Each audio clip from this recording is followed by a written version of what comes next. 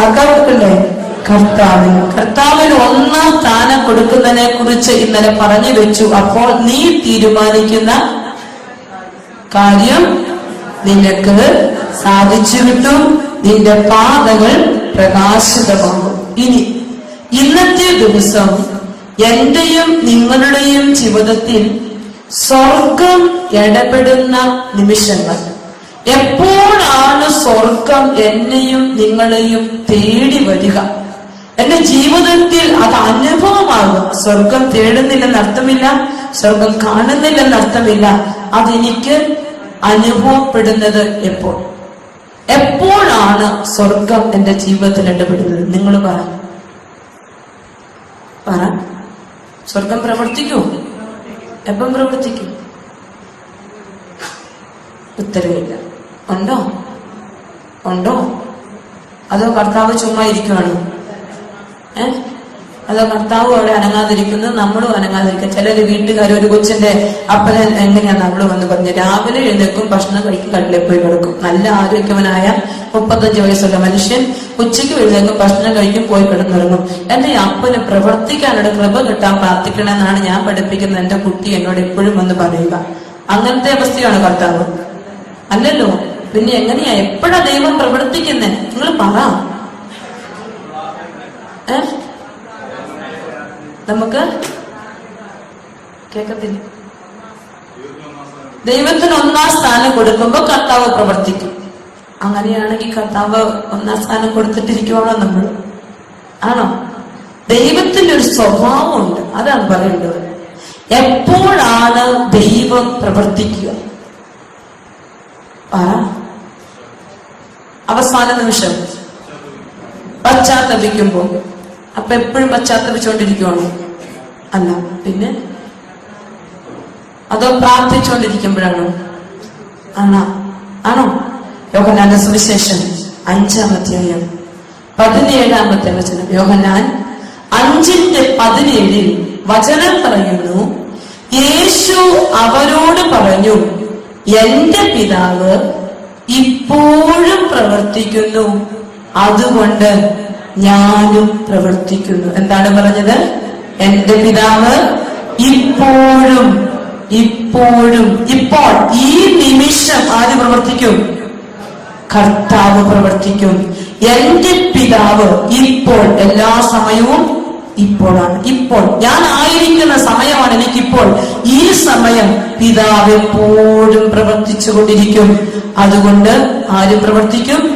യേശുവും പ്രവർത്തിക്കും. യേശു പറഞ്ഞ വചനമാണ് ഇത്. യേശു വ്യക്തമായി പറഞ്ഞിരിക്കുകയാണ്, എന്റെ അപ്പൻ മക്കളെ നിങ്ങൾക്ക് വേണ്ടി എപ്പോഴും പ്രവർത്തിച്ചു കൊണ്ടിരിക്കുകയാണ്, അതുകൊണ്ട് ഞാനും പ്രവർത്തിച്ചു കൊണ്ടിരിക്കും. ലൂക്കായുടെ സുവിശേഷം 24-ാം അധ്യായം 50-ാം വചനം. അവനവരെ ബഥാനിയവരെ കൂട്ടിക്കൊണ്ടുപോയി കൈകൾ ഉയർത്തി അവിടുന്ന് അവരെ അനുഗ്രഹിച്ചു.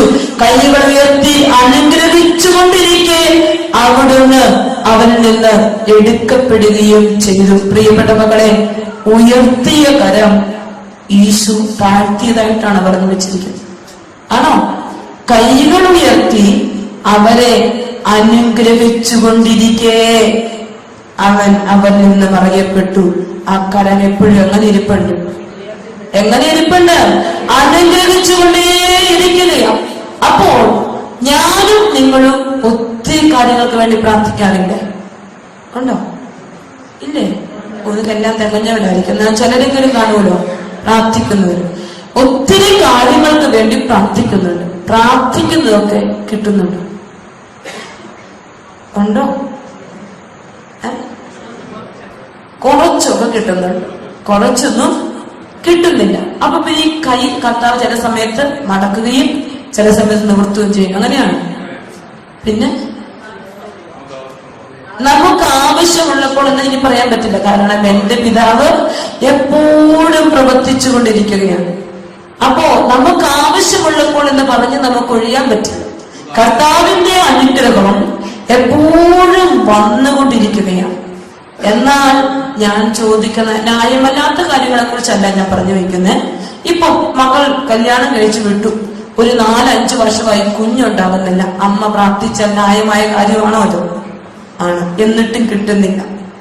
അപ്പോൾ എന്തോ ഒരു കാര്യമുണ്ട് അതിനകത്ത്, എന്തോ ഒരു കാര്യം. അപ്പൊ ലൂക്കായുടെ സുവിശേഷം 5-ാം അധ്യായം, ലൂക്കായുടെ സുവിശേഷം 5-ാമത്തെ അധ്യായത്തേക്ക് 31-6 മുതലുള്ള വചനങ്ങളാണ് ഇന്ന് നിങ്ങളോട് പങ്കുവയ്ക്കാൻ കർത്താവിന്റെ ആത്മാവ് എന്റെ മനസ്സിൽ തന്നിരിക്കുന്നു. ലൂക്കായുടെ സുവിശേഷം 5-ാം അധ്യായം 36, 37, 38 വചനം ഉള്ളവർക്ക് ഒരുമിച്ച് വായിക്കാം. അവൻ അവരോട് ഒരു ഉപമയും പറഞ്ഞു. ആരും പുതിയ വസ്ത്രത്തിൽ നിന്ന് കഷണം കീറിയെടുത്ത് പഴയ വസ്ത്രത്തോട് ചേർക്കാറില്ല. അങ്ങനെ ചെയ്താൽ പുതിയ വസ്ത്രം കീറുന്നു എന്ന് മാത്രമല്ല, പുതിയ കഷണം പഴയതിനോട് ചേരാതെ വരികയും ചെയ്യും. അടുത്ത് ശ്രദ്ധിച്ചിരിക്കണം. ആരും പുതിയ വീഞ്ഞ് പഴയ തോൽക്കുടങ്ങളിൽ ഒഴിച്ചു വെക്കാറില്ല.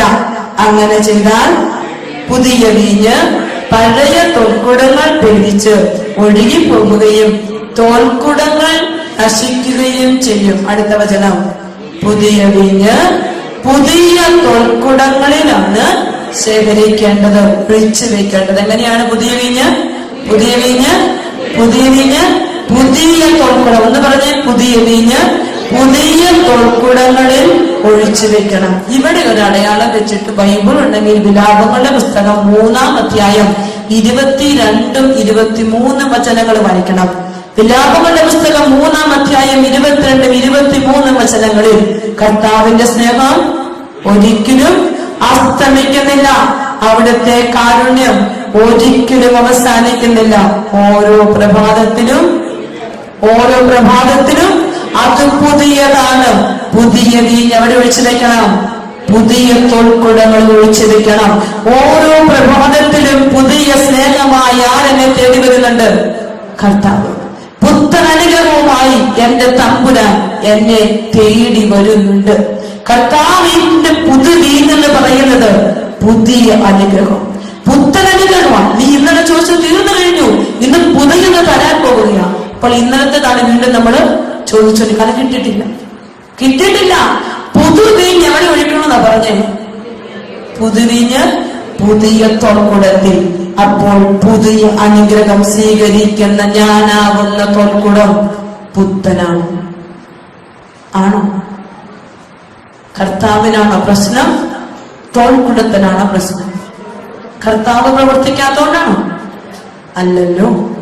തോൽക്കുടം, പുതുവീഞ്ഞ് സ്വീകരിക്കുന്ന തോൽക്കുടത്തിന് എവിടെയോ പ്രശ്നം വന്നിട്ടുണ്ട്. ആ തോൽക്കുടം ചിലപ്പോ കീറിയിരിക്കും, ചിലപ്പം പൊട്ടിയിരിക്കും, ചിലപ്പം ചളുകിയിരിക്കും. ചളുങ്ങിയതിനെ പൊട്ടിയതിനെ പുതിയതെന്ന് വിളിക്കുവോ? വിളിക്കാൻ പറ്റുമോ? കേടുള്ളതിനെ പുതിയതെന്ന് വിളിക്കുവോ? പുതിയത് പുത്തൻ തന്നെയാവണം. അങ്ങനെയെങ്കിലേ പുതുസ്നേഹം അതിലേക്ക് വരൂ.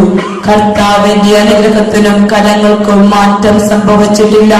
എന്നിട്ടും എന്റെ പുതിയ അനുഗ്രഹങ്ങൾ എന്നെ തേടി വരാത്തതെന്ന് ആരെങ്കിലും ചിന്തിക്കുന്നുണ്ടെങ്കിൽ ഈ സായം സന്ധ്യയിൽ പരിശുദ്ധാത്മാവ് എന്നോടും നിങ്ങളോടും പറയുകയാണ്, മക്കളെ, പുതുവീഞ്ഞൊഴിച്ചിരിക്കുന്ന പുത്തൻ അനുഗ്രഹം സ്വീകരിക്കുന്ന എന്റെയും നിങ്ങളുടെയും ജീവിതമാകുന്ന തോൽക്കുടം പുത്തനാകേണ്ടിയിരിക്കുന്നു. അതിനാണ് സങ്കീർത്തനം 80-ന്റെ കർത്താവേ, ഞങ്ങളെ പുനരുദ്ധരിക്കണമേ, അങ്ങയുടെ മുഖം പ്രകാശിക്കുകയും ഞങ്ങൾ രക്ഷ പ്രാപിക്കുകയും ചെയ്യട്ടെ. ഷേപ്പ് വേണോ? നിങ്ങൾക്ക് വേണം? ഷേപ്പുള്ള തോൽക്കുടമാകണോ? എവിടെയെങ്കിലും ചളുകി ഇരിപ്പുണ്ടോ? ഇപ്പൊ ഉണ്ടോ? അതോ നിങ്ങൾ പുത്തൻ തോൽക്കുടം പോലെ അനുഗ്രഹം ധാരധാരയായി കിട്ടിക്കൊണ്ടിരിക്കുവാണോ? അല്ലല്ലോ, ചളുകിയിരിക്കുവോ? അതിനൊന്ന് നേരത്തെ എടുക്കണ്ടേ? പൊട്ടിയിരിപ്പുണ്ട്, ഒന്ന് തുന്നിയെടുക്കണ്ടേ? ഒന്ന് ചേർത്ത് പിടിക്കണ്ടേ? അപ്പൊ ആരുടെ കയ്യിലേക്ക് കൊടുക്കണം? പുനരുദ്ധരിക്കപ്പെടുന്ന, നിന്നെ പുനരുദ്ധരിക്കാൻ പറ്റുന്ന തമ്പുരാന്റെ സന്നിധിയിലേക്ക് വെച്ചു കൊടുക്കണമെന്ന് പരിശുദ്ധാത്മാവ് പറയുകയാണ്. പ്രിയപ്പെട്ട മക്കളെ, ഈ വചനഭാഗത്ത് പുതുവീഞ്ഞ് പുതിയ തോൽക്കുടം, ഇതിന്റെ ചരിത്ര പശ്ചാത്തലം ഇവിടെ പങ്കുവയ്ക്കണമെന്ന് പരിശുദ്ധാത്മാവ് എന്റെ മനസ്സിൽ തരികയും പണ്ടൊക്കെ ധ്യാനത്തിന് വരുമ്പോൾ ഞാൻ ഏറ്റവും കൂടുതൽ പറയുന്ന ഒരു വചനഭാഗം വരും. പക്ഷെ അടുത്ത നാളിലെങ്ങും ഈ വചനഭാഗം പറഞ്ഞിട്ടേ. ഇന്ന് നേരം വെളുത്തപ്പോ കർത്താവ് പറഞ്ഞു, ഈ വചനഭാഗം തന്നെ ഈ ഇടവകയിൽ പറയണം. അതുകൊണ്ട് ഈ വചനഭാഗമാണ് എടുത്തത്. പഴയ നിയമത്തിൽ വീഞ്ഞ് എവിടെ ഒഴിച്ചു വെക്കും ഇപ്പൊ പറഞ്ഞത്? എവിടെ ഒഴിച്ചു വെക്കും? തോൽക്കുടങ്ങൾ. തോൽക്കുടം എന്തുകൊണ്ട് നിർമ്മിക്കും? തോൽക്കുടം എന്തുകൊണ്ട് നിർമ്മിക്കും? ഞാൻ ഓർത്തൊന്ന് സംശയിച്ചപ്പോ ഇനി എന്താണെന്ന് പറയാൻ പോകുന്ന പുതിയത് വല്ലതും വരാൻ പോകുന്നുണ്ടോ എന്ന് ഞാൻ ഓർത്തു. തോൽക്കുടം തോലുകൊണ്ടേ നിർമ്മിക്കൂ, തോലുകൊണ്ടേ നിർമ്മിക്കാൻ പറ്റൂ. അപ്പോൾ പഴയ നിയമത്തിൽ മുന്തിരി പാകമായി വീഞ്ഞെടുത്ത് കഴിയുമ്പോ ഒഴിച്ചു വെക്കാൻ ബോട്ടിലില്ല, കന്നാസില്ല, കുപ്പികളില്ല. പകരം എന്ത് ചെയ്യും? മൃഗങ്ങളെ കൊന്ന് തോലെടുത്ത് തോൽക്കുടം നിർമ്മിച്ച് അതിലേക്ക് ഒഴിച്ചു വെക്കുക എന്ന ചരിത്രമാണ്. അത് നോക്കിയിട്ടാണ് കർത്താവ് എന്നെയും നിങ്ങളെയും പഠിപ്പിച്ചത്. പുതുവീഞ്ഞ് എവിടെ ഒഴിക്കണം? പുതിയ തോൽക്കുടത്തിൽ ഒഴിക്കണം. ഇനി അങ്ങനെയെങ്കിൽ മുന്തിരിയുടെ കാലഘട്ടം വന്നു. ഒത്തിരി മുന്തിരി പാകമായി തുടങ്ങി, ഈഞ്ഞുകൾ എടുക്കാൻ തുടങ്ങി, ഒഴിച്ചു വെക്കാൻ.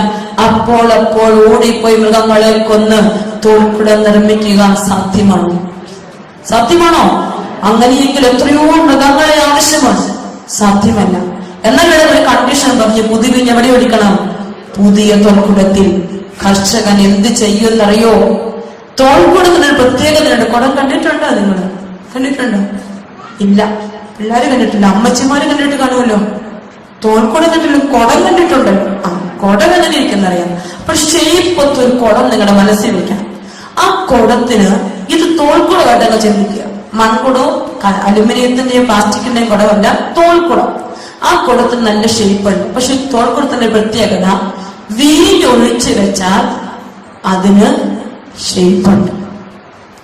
വീഞ്ഞ് തീരുന്തോറും ഈ തോൽക്കുടം, വീഞ്ഞാണ് ഒരു ഷേപ്പ് കൊടുക്കുന്നത്, തീരുന്തോറും തോൽക്കുടം ചുക്കി ചുളിഞ്ഞ് ഷേപ്പില്ലാതെ ഉപയോഗശൂന്യമായി പോകുമെന്നത് പരമമായ ചരിത്ര സത്യം.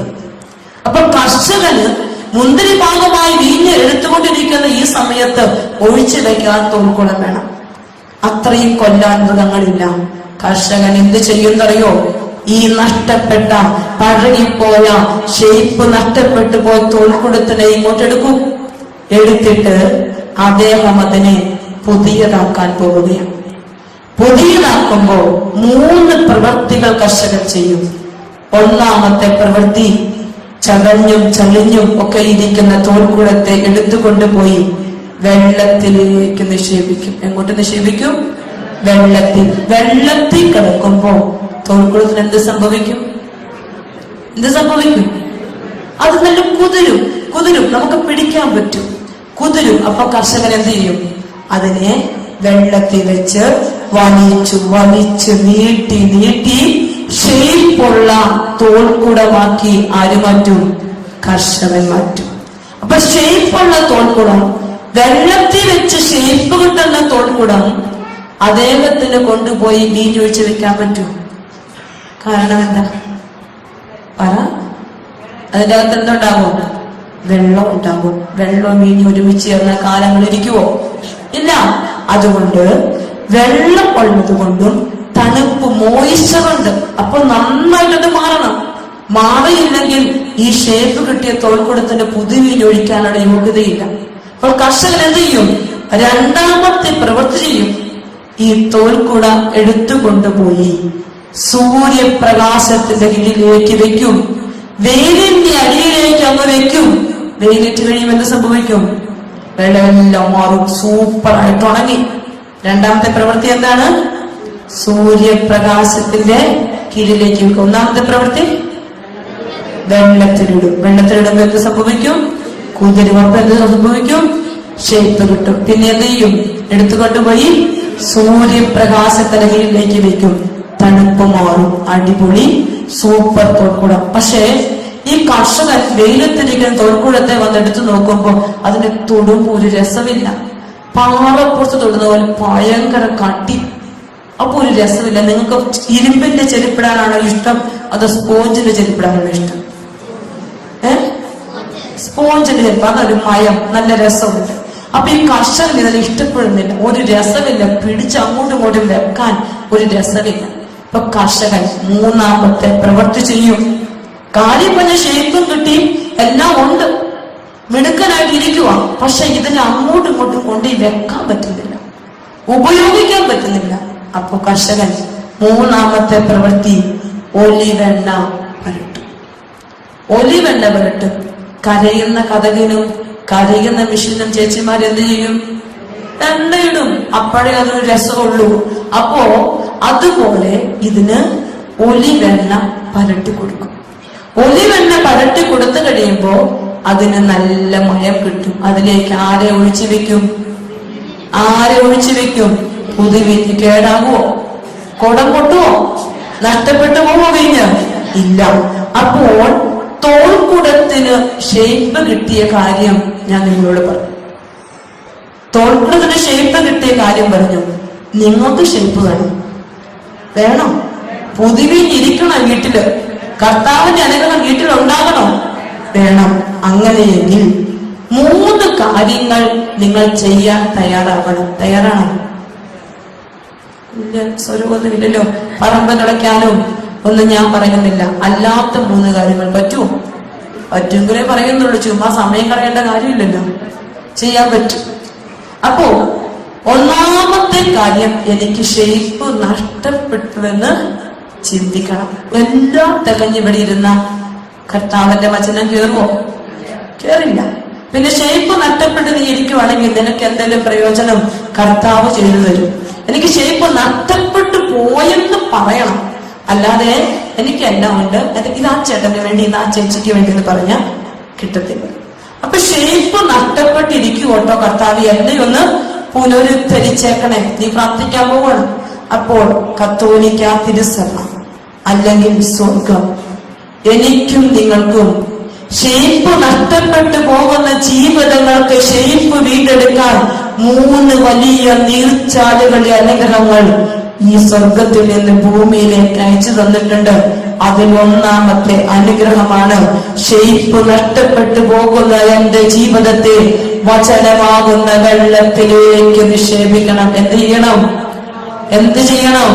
വചനമാകുന്ന വെള്ളത്തിലേക്ക് എന്റെ ജീവിതത്തെ നിക്ഷേപിച്ചു കഴിയുമ്പോ, ഞാൻ വചനം കേട്ട് കഴിയുമ്പോ, ഞാൻ വചനം ധ്യാനിക്കാൻ തുടങ്ങുമ്പോ, ഞാൻ വചനം ആഴത്തിൽ ചാവർത്തിച്ച് പറയാൻ തുടങ്ങുമ്പോ, ഷേപ്പ് നഷ്ടപ്പെട്ടു പോയ എന്റെ ജീവിതത്തിന് എവിടെയാണ് നഷ്ടപ്പെട്ട് തിരിച്ചറിഞ്ഞു കഴിയുമ്പോ ഞാൻ എഴുന്നേൽക്കും, ഞാൻ ഓടും. കുറവ് തിരിച്ചറിയുമ്പോ ഞാൻ ഓടും കുമ്പസാരക്കൂട്ടിലേക്ക്. കുമ്പസാരക്കൂട്ടിൽ ചെന്ന് എണ്ണി പാപങ്ങൾ ഏറ്റു പറയുമ്പോ വൈദ്യുതന് പാപമോചന ആശീർവാദം തരുമ്പോ എന്റെ ജീവിതത്തിന്, ആത്മാവിന് എന്ത് കിട്ടും? ഷേപ്പ് കിട്ടും. എന്റെ ആത്മാവിന് ഷേപ്പ് കിട്ടും, ജീവിതത്തിന് ഷേപ്പ് കിട്ടും. പ്രിയപ്പെട്ട മക്കളെ, ഈ ഷേപ്പ് കിട്ടിക്കഴിയുമ്പോ അവിടെ നിന്ന് നീ എഴുന്നേൽക്കും. അപ്പോൾ സ്വർഗം സന്തോഷിക്കും. അനുദപിക്കുന്ന ഒരു പാപിയെ കുറിച്ച് സ്വർഗത്തിൽ കൂടുതൽ സന്തോഷമുണ്ടാകും. ചുമ്മാ പറഞ്ഞതല്ല. സങ്കീർത്തനം 83, ഞങ്ങളെ പുനരുദ്ധരിക്കണമേ, അങ്ങയുടെ മുഖം പ്രകാശിക്കുകയും ഞങ്ങൾ രക്ഷ പ്രാപിക്കുകയും ചെയ്യട്ടെ. കരങ്ങൾ കൊണ്ടും ഉയർത്തിപ്പിടിച്ച് എവിടെയെങ്കിലുമൊക്കെ ഷേപ്പ് നഷ്ടപ്പെട്ടിട്ടുണ്ടെങ്കിൽ തിരിച്ചറിയാൻ ഒരു കൃപയാണ് ഇന്ന് ചോദിക്കാൻ പോകുന്നത്. കർത്താവേ, പൊട്ടിയും തകർന്നുമൊക്കെ ആത്മാവിന് ഷേപ്പ് നഷ്ടപ്പെട്ടു പോയിട്ടുണ്ടെങ്കിൽ, ഭൂമിയിലെ പൂഴുകൊണ്ട് മനുഷ്യ രൂപം കൊടുത്ത് ജീവന്റെ ശ്വാസം അവന്റെ നാസാരംഗങ്ങളിലേക്ക് വിശ്വസിച്ച ദൈവം എന്റെ ആത്മാവിലേക്ക് നിന്ന് നോക്കുമ്പോൾ ഷേപ്പ് നഷ്ടപ്പെട്ട് തകർന്നു പോകുന്ന അവസ്ഥകൾ എനിക്കുണ്ടെങ്കിൽ എന്നെ ഒന്ന് പുനരുദ്ധരിക്കണമേ. ഇതാ ഞാനൊന്ന് പറഞ്ഞ് സ്തുതിച്ചേ മകളെ, ശക്തമായി സ്തുതിച്ചു പ്രാർത്ഥിച്ച് ഹല്ലേലൂയ, ഹല്ലേലൂയ, ഹല്ലേലൂയ. മനം തുറന്ന്, ഹൃദയം തുറന്ന് എല്ലാ ജീവിതങ്ങളും പ്രാർത്ഥിച്ച് വചനം ഹൃദയത്തിലേക്ക് ആഴപ്പെട്ട് വരട്ടെ. വചനം ജീവിതത്തിൽ രൂപം തരട്ടെ, മാറ്റങ്ങൾ ഉണ്ടാവട്ടെ, പുനരുദ്ധാരണം നടക്കട്ടെ, മാനസാന്തരം ഉണ്ടാവട്ടെ. സ്നാപക യോഹന്നാൻ വചനം പറഞ്ഞപ്പോൾ കേൾക്കുന്ന യഹൂദർ വന്നത് ചോദിച്ചു, ഞങ്ങൾ ഇനി എന്ത് ചെയ്യും?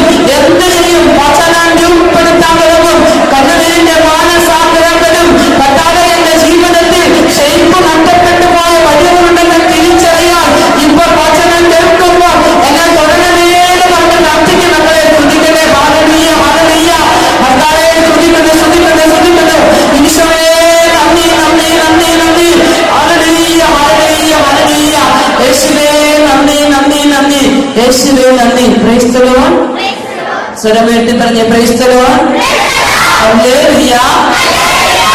പറഞ്ഞേ ദൈവമേ ഞങ്ങളെ പുനരുദ്ധരിക്കണമേ, അങ്ങയുടെ മുഖം പ്രകാശിക്കുകയും ഞങ്ങൾ രക്ഷ പ്രാപിക്കുകയും ചെയ്യട്ടെ. Praise the Lord. അപ്പോ ഷേപ്പ് വീണ്ടെടുക്കാൻ നിങ്ങൾ തയ്യാറാണോ?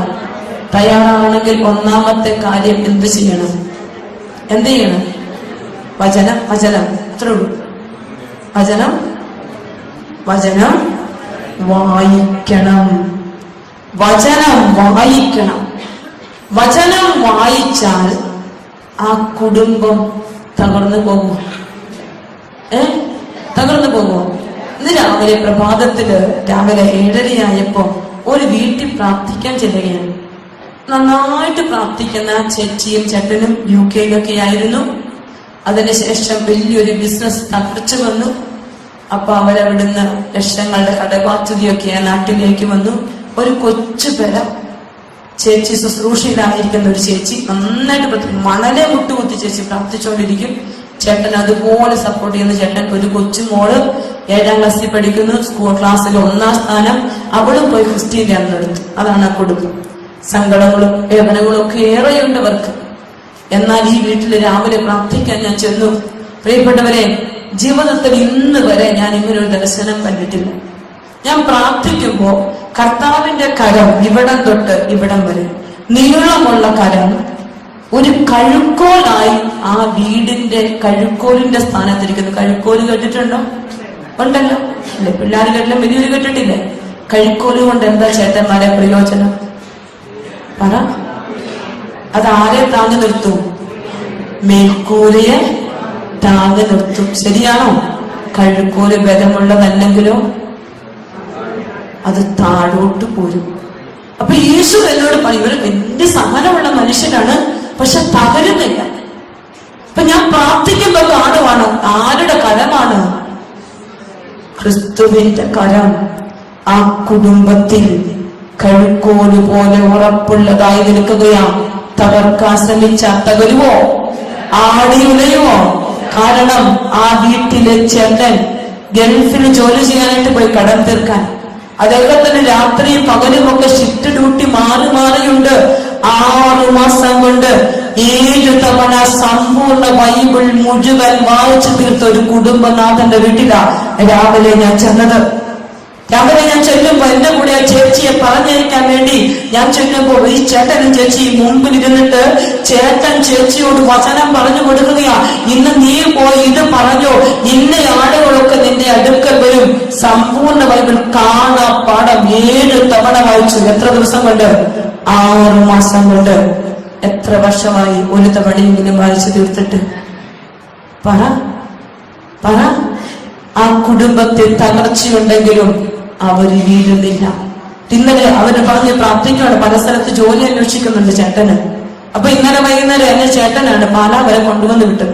ചേട്ടൻ ഇങ്ങനെ പറഞ്ഞു, സിസ്റ്ററെ ഒന്ന് പ്രാർത്ഥിച്ചോളൂ. ചേട്ടൻ എന്നെ കൊണ്ടുവന്ന് 4 മണിക്ക് ഇറക്കിയെങ്കിൽ 5 മണിക്ക് മാട്ടായിൽ നിന്ന് ചേട്ടനൊരു കോളാണ്. ചേട്ടന്റെ ജോലി ഓഫറുമായി ഒരു കോള്. ചേട്ടൻ ഒരു കാര്യമില്ല, എന്നെ വചനം പറയാൻ പോയി എന്നെ കൊണ്ടുവന്ന് പാലാ വരെ വിട്ട യാതൊരു കാര്യമില്ല. ചേച്ചി എന്നെ കൊല്ലപ്പള്ളി വരെ കൊണ്ടുവിട്ടിട്ട് ചേട്ടനെ കൈമാറി പെട്ടെന്ന് എത്തിക്കണം സിസ്റ്ററിനെ. കാരണം എന്തിനാ? ഇങ്ങോട്ട് വരണം. വചനത്തിന് അവര് കൊടുക്കുന്നൊരു വിലയുണ്ടല്ലോ പ്രിയപ്പെട്ടവരെ. ഒരു മനുഷ്യൻ വചനത്തിന് വില കൊടുക്കുമ്പോ എവിടെയെങ്കിലും ഷെയ്പ്പില്ലാതിരിപ്പുണ്ടെങ്കിൽ ആ വചനം നിന്റെ ജീവിതത്തിന് ഷെയ്പ്പ് തരാൻ തുടങ്ങും. എടുക്കണം വചനം കയ്യിൽ. എടുത്താലേ അത് ഷെയ്പ്പുള്ളതായി നിന്റെ ജീവിതത്തിൽ അവതരിക്കൂ. അല്ലെങ്കിൽ ഇപ്പോഴും പൊട്ടിയും കീറിയും ഒക്കെ ഇരിക്കാൻ തുടങ്ങും. ആ വീടിന്റെ അവസ്ഥ ഞാൻ കണ്ടതാ പ്രിയപ്പെട്ടവരെ.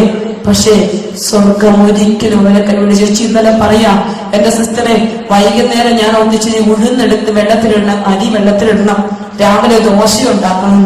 പക്ഷെ ഞാൻ ശുശ്രൂഷ ക്ഷീണം കാരണം ഞാൻ കിടന്നുറങ്ങിപ്പോയി. ഞാൻ പെട്ടെന്ന് 4 മണിക്ക് എഴുന്നേൽക്കുമ്പോൾ ഉഴുന്നിട്ടില്ലല്ലോ എന്ന് ഞാൻ ചിന്തിച്ചു. അപ്പൊ ഞാൻ ഒരു കർത്താവ് എന്നാ പുട്ടുപുഴുങ്ങിയാക്കാം. അപ്പം പഴമില്ല, മേടിക്കാൻ കാശില്ല. പണമില്ല. ചേച്ചി എന്റെ മുമ്പിൽ ഇന്നലെ ഷെയർ ചെയ്ത കാര്യമല്ലേ നിങ്ങൾ പറയുന്നേ? മേടിക്കാൻ കാശില്ല. ചേച്ചി ഈശോയോട് പറഞ്ഞു, ഈശോയെ കാശില്ല. രാവിലെ അപ്പനും അമ്മായിയമ്മയുണ്ട്, അമ്മായിമ്മ ഇരിപ്പാണ്, കിടക്കൊന്നുമില്ല. അമ്മായിമ്മയ്ക്കും കൊടുക്കണം, കൊച്ചിനെ പള്ളിക്കൂടത്തിൽ വിടണം. പുട്ട് തന്നെ അമ്മായിയമ്മ കഴിക്കില്ല, കൊച്ചു കഴിക്കില്ല. കുടുംബജീവിതത്തിന്റെ വേദന. ചേച്ചി എന്ത് ചെയ്യുന്നറിയോ? ഈശോയോട് പ്രാർത്ഥിച്ച് ശാന്തമായിട്ടിരിക്കുമ്പോ ചേച്ചിയുടെ ഏറ്റവും പ്രിയപ്പെട്ട കൂട്ടുകാരി ജിൻസി എന്ന് പറയുന്ന ചേച്ചി അതിരാവിലെ 7:15 വന്ന് മണിയടിച്ചേക്കുക. ജിൻസി, നീ പോയില്ലേ? ഞാൻ നിന്റെ അടുത്തൊന്ന് വന്നതാ. വന്നപ്പോ കൊണ്ടുവരാൻ ഒന്നുമില്ലായിരുന്നു. ഒരുപാട് പഴം മാത്രമേ അവിടെ ഇരിപ്പുണ്ടെന്ന്, അത് മാത്രം തരാനുള്ളൂ. എന്തേലും പറയണോ? സ്വർണം കിട്ടുന്നതിനേക്കാൾ ചേച്ചി അതിനെ വിലമതിച്ചു. കാരണം എന്താ? ഈ മനസ്സാരറിഞ്ഞു, സ്വർഗം അറിഞ്ഞു. മക്കളെ, വചനം ഭക്ഷിക്കാൻ തുടങ്ങുമ്പോ, വചനം ജീവിക്കാൻ തുടങ്ങുമ്പോ ക്ഷാമം ഉണ്ടാകുമോ? നിനക്ക് ഉണ്ടാവുമോ?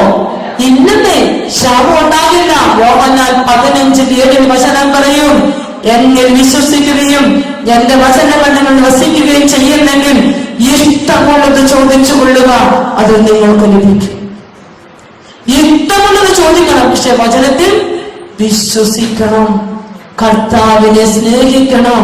അവന്റെ വചനം കയ്യിലെടുത്ത് വായിച്ചാൽ ആ വചനം നിന്റെ ജീവിതത്തിന്റെ കുറവുകളിൽ തേടി വരും. മക്കളെ വായിക്കുന്നുണ്ടോ? ഉണ്ടോ? അമ്മച്ചിമാരൊക്കെ ഇവിടെ ഇരിപ്പുണ്ടല്ലോ. പിള്ളാരെ വചനം വായിപ്പിക്കുന്ന അമ്മച്ചിമാരെന്ന് കൈപൊക്കിക്കും. നാണക്കേടൊന്നും എനിക്ക് വരത്തില്ല. നാളെ ആ ഇടവകച്ച നിങ്ങളെ കുറിച്ച് കൂടുതലായിട്ട് പറയാനുള്ളതാണ്. ഇന്ന് പറഞ്ഞിട്ടിരിക്കുവോ നിങ്ങൾ ഭയങ്കര വിശുദ്ധരാണെന്ന്.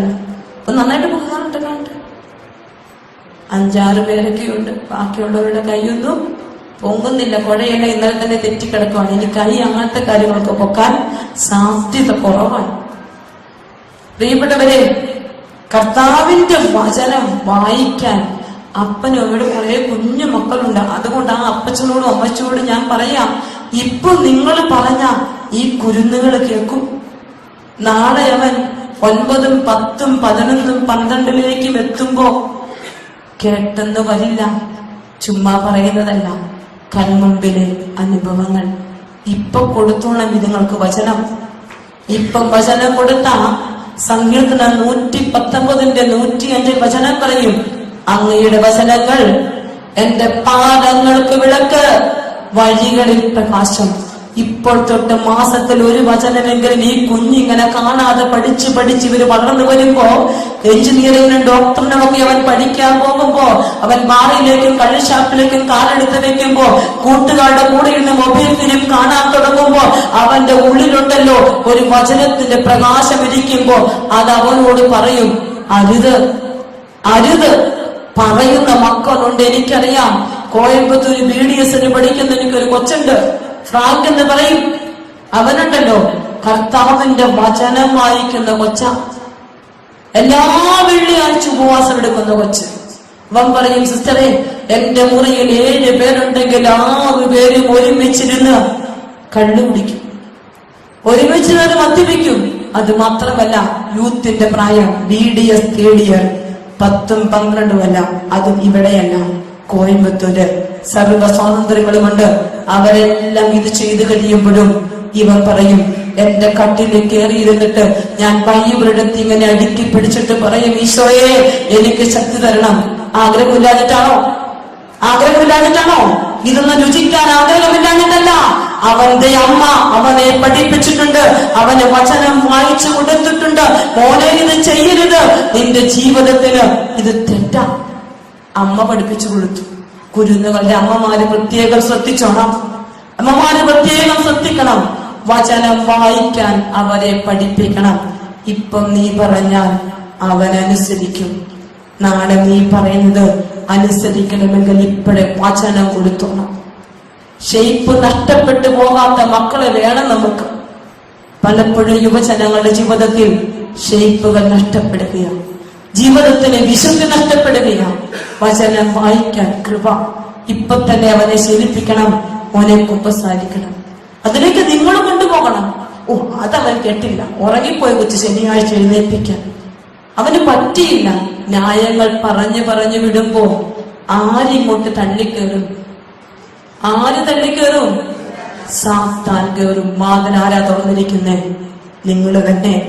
ന്യായങ്ങളും ന്യായീകരണങ്ങളും എക്സ്ക്യൂസുകളും, കൊച്ചിന് പരീക്ഷയുണ്ടല്ലോ പഠിച്ചോട്ടെ, അവന് സമയമില്ലല്ലോ ബൈബിള് വായിച്ച് തീർക്കാനെന്ന് പറഞ്ഞു വെക്കുമ്പോ സാത്താനെ കൂട്ടിക്കൊടുത്തുകൊണ്ടിരിക്കുകയാ അപ്പനും അമ്മയും. ഇത് നിങ്ങൾ അറിയില്ല.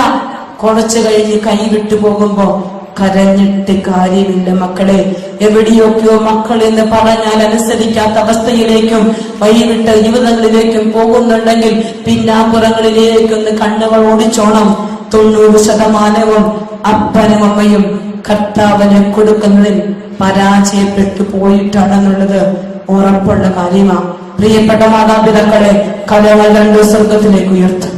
നിന്റെ കുഞ്ഞുങ്ങൾക്ക് ഈശോയുടെ വചനം കൊടുക്കാൻ ഒരു കൃപ നീ ചോദിക്കും. അവരോട് വചനത്തിന്റെ കാര്യം പറഞ്ഞു കൊടുക്കാൻ, വചനം ചേർത്ത് വെച്ച് ജീവിക്കാൻ അവനെ പഠിപ്പിക്കാൻ.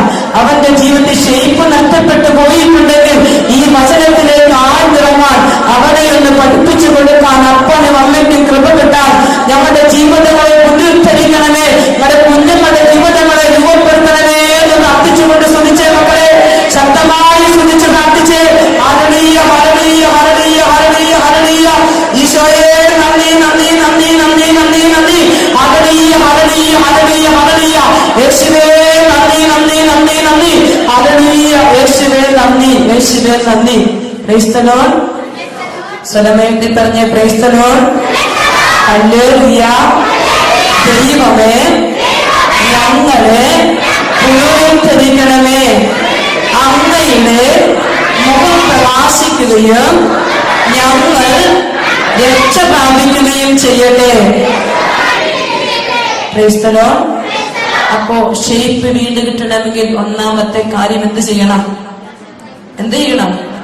വചനം വായിക്കണം. ഒത്തിരി ജീവിതങ്ങൾ കാണാറുണ്ട്. യുവജനങ്ങൾ ഒരുപാട് പേര് 24 കഴിഞ്ഞ ദിവസം ഒരു വഴി വന്നപ്പോൾ 24 സപ്ലിമെന്ററി ഉള്ള ഒരു ചെറുക്കൻ എഞ്ചിനീയറിംഗ് പഠിക്കുന്ന 24. അവൻ എന്റെ അടുത്ത് വന്നിട്ട്, സിസ്റ്റർ എന്റെ ചങ്കൊന്ന് പിടിക്കുമോ? ചങ്ക് വിറയ്ക്കുന്നുണ്ട്. എന്നാണ്? ടെൻഷനാ. ഇതുവരെ വീട്ടിൽ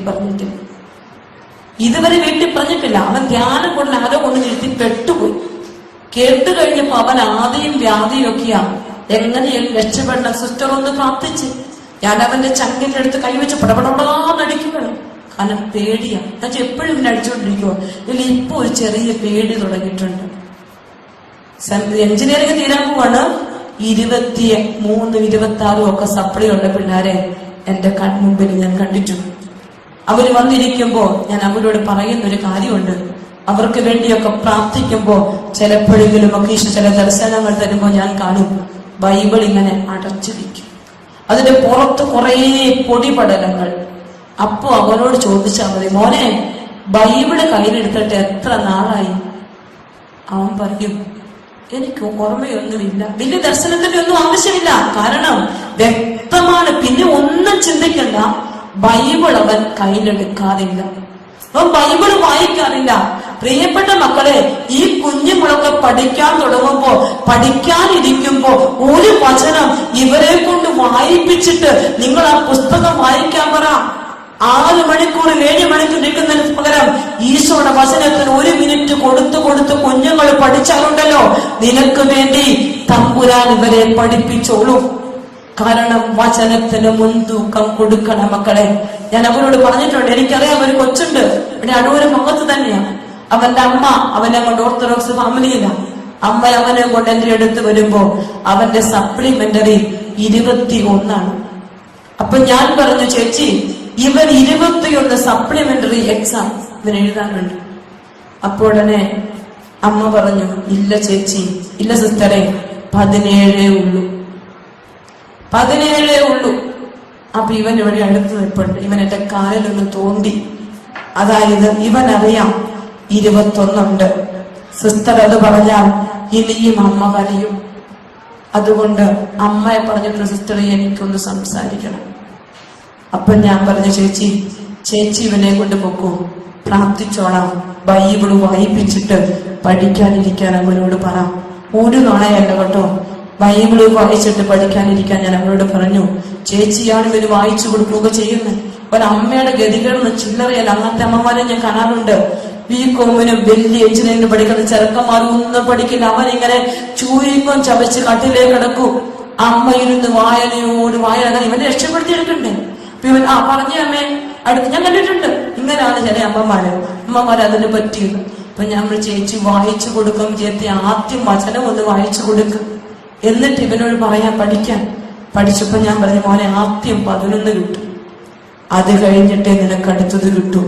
പ്രിയപ്പെട്ടവരെ, അതുപോലെ ഒന്നൊന്നായി എഴുതിയെടുത്ത് ഇന്ന് എന്റെ ആ കൊച്ച് അവനൊരു ജോലിയിൽ പ്രവേശിച്ചിരിക്കുക. ഈ ചേച്ചിനെ ഒരിക്കലും വിളിക്കില്ല, എനിക്ക് മെസ്സേജ് അയക്കും. ഇവനും വിളിക്കില്ല, ഇവൻ മെസ്സേജ് അയക്കും. എല്ലാം കർത്താവ് കൊടുത്തു. എന്ത് ചെയ്തപ്പോഴാ വചനത്തിന് മുൻതൂക്കം കൊടുക്കാതെ എത്ര വലിയ വിജ്ഞാന കോശം നിങ്ങൾ വായിച്ചുകൊണ്ടിരുന്നാലും എങ്ങും എത്തില്ല മക്കളെ. എന്റെ 9, 10, 20, 30 ഇന്നലെ വെച്ചിട്ട് ജോലി കിട്ടാത്ത ജീവിതങ്ങൾ. എന്തേ? എവിടെയാ പ്രശ്നം? ജോലി കിട്ടില്ല. കാരണം 10ലും +2 കുഞ്ഞുങ്ങളെ പഠിക്കും. അവര് പഠിക്കുമ്പോ നിങ്ങൾ ബൈബിള് വായിപ്പിക്കാൻ മറന്നു. കാരണം 10ാം ക്ലാസ് പരീക്ഷയല്ലേ, പുസ്തകം മൊത്തം പഠിക്കണം. നിങ്ങൾ ഇരുന്ന് പറയും മോനെ ഒരു പേജ് പോലും വിട്ടേക്കല്ലേ, മൊത്തം പഠിച്ചോണം. നിനക്ക് ഫുൾ A+ കിട്ടിയ ഈ അമ്മയ്ക്ക് ഭയങ്കര സന്തോഷം. കൊച്ചിരുന്ന് പഠിച്ച് പഠിച്ച് പഠിച്ച് അവൻ ജയിച്ചു. A+ ഒക്കെ കിട്ടി, 10ലും കിട്ടി, +2ലും കിട്ടി. പിന്നെ നമ്മുടെ കൈവിട്ടങ്ങ് പറക്കും. പ്രൊഫഷണൽ കോഴ്സിനും ഡിഗ്രിക്കും ഒക്കെ ആയിട്ട് അങ്ങ് പറക്കാൻ തുടങ്ങും. ഇപ്പൊ നിങ്ങൾ ഒരു സാധനം മേടിച്ചു കൊടുക്കും, ഒരു മൊബൈലും. അവൻ അങ്ങനെ പറക്കാൻ തുടങ്ങി. അങ്ങനെ പറന്ന് വചനമില്ലാതെ 1ാം വർഷം 5 വിഷയമുണ്ടെങ്കിൽ 3 അവർ എത്തിപ്പിടിച്ചു, 2 താഴോട്ട്. 2ാമത്തെ സെമസ്റ്റർ ആയപ്പോ 5 താഴോട്ട്. അമ്മയ്ക്കും അപ്പനും ഇതൊന്നും അറിയത്തില്ല, പള്ളി പോക്കുമില്ല, ബൈബിൾ വായനയില്ല. ഇങ്ങനെ മുന്നോട്ട് അവൻ യാത്ര ചെയ്ത് അവസാനം എങ്ങും എത്താതെ നിൽക്കും. ചേട്ടന്മാരുടെ ഒരു ചോദ്യം, 4 ചക്രമുള്ള ഒരു വണ്ടി, ആ വണ്ടിയുടെ ഒരു ചക്രം തെറിച്ചു പോയാൽ എന്ത് സംഭവിക്കും ചേട്ടന്മാരെ? പറഞ്ഞോളൂ. കേക്കത്തില്ല. വണ്ടി മറിയും, ഉറപ്പാണ്. വണ്ടി മറിയും, മാറ്റമില്ലല്ലോ.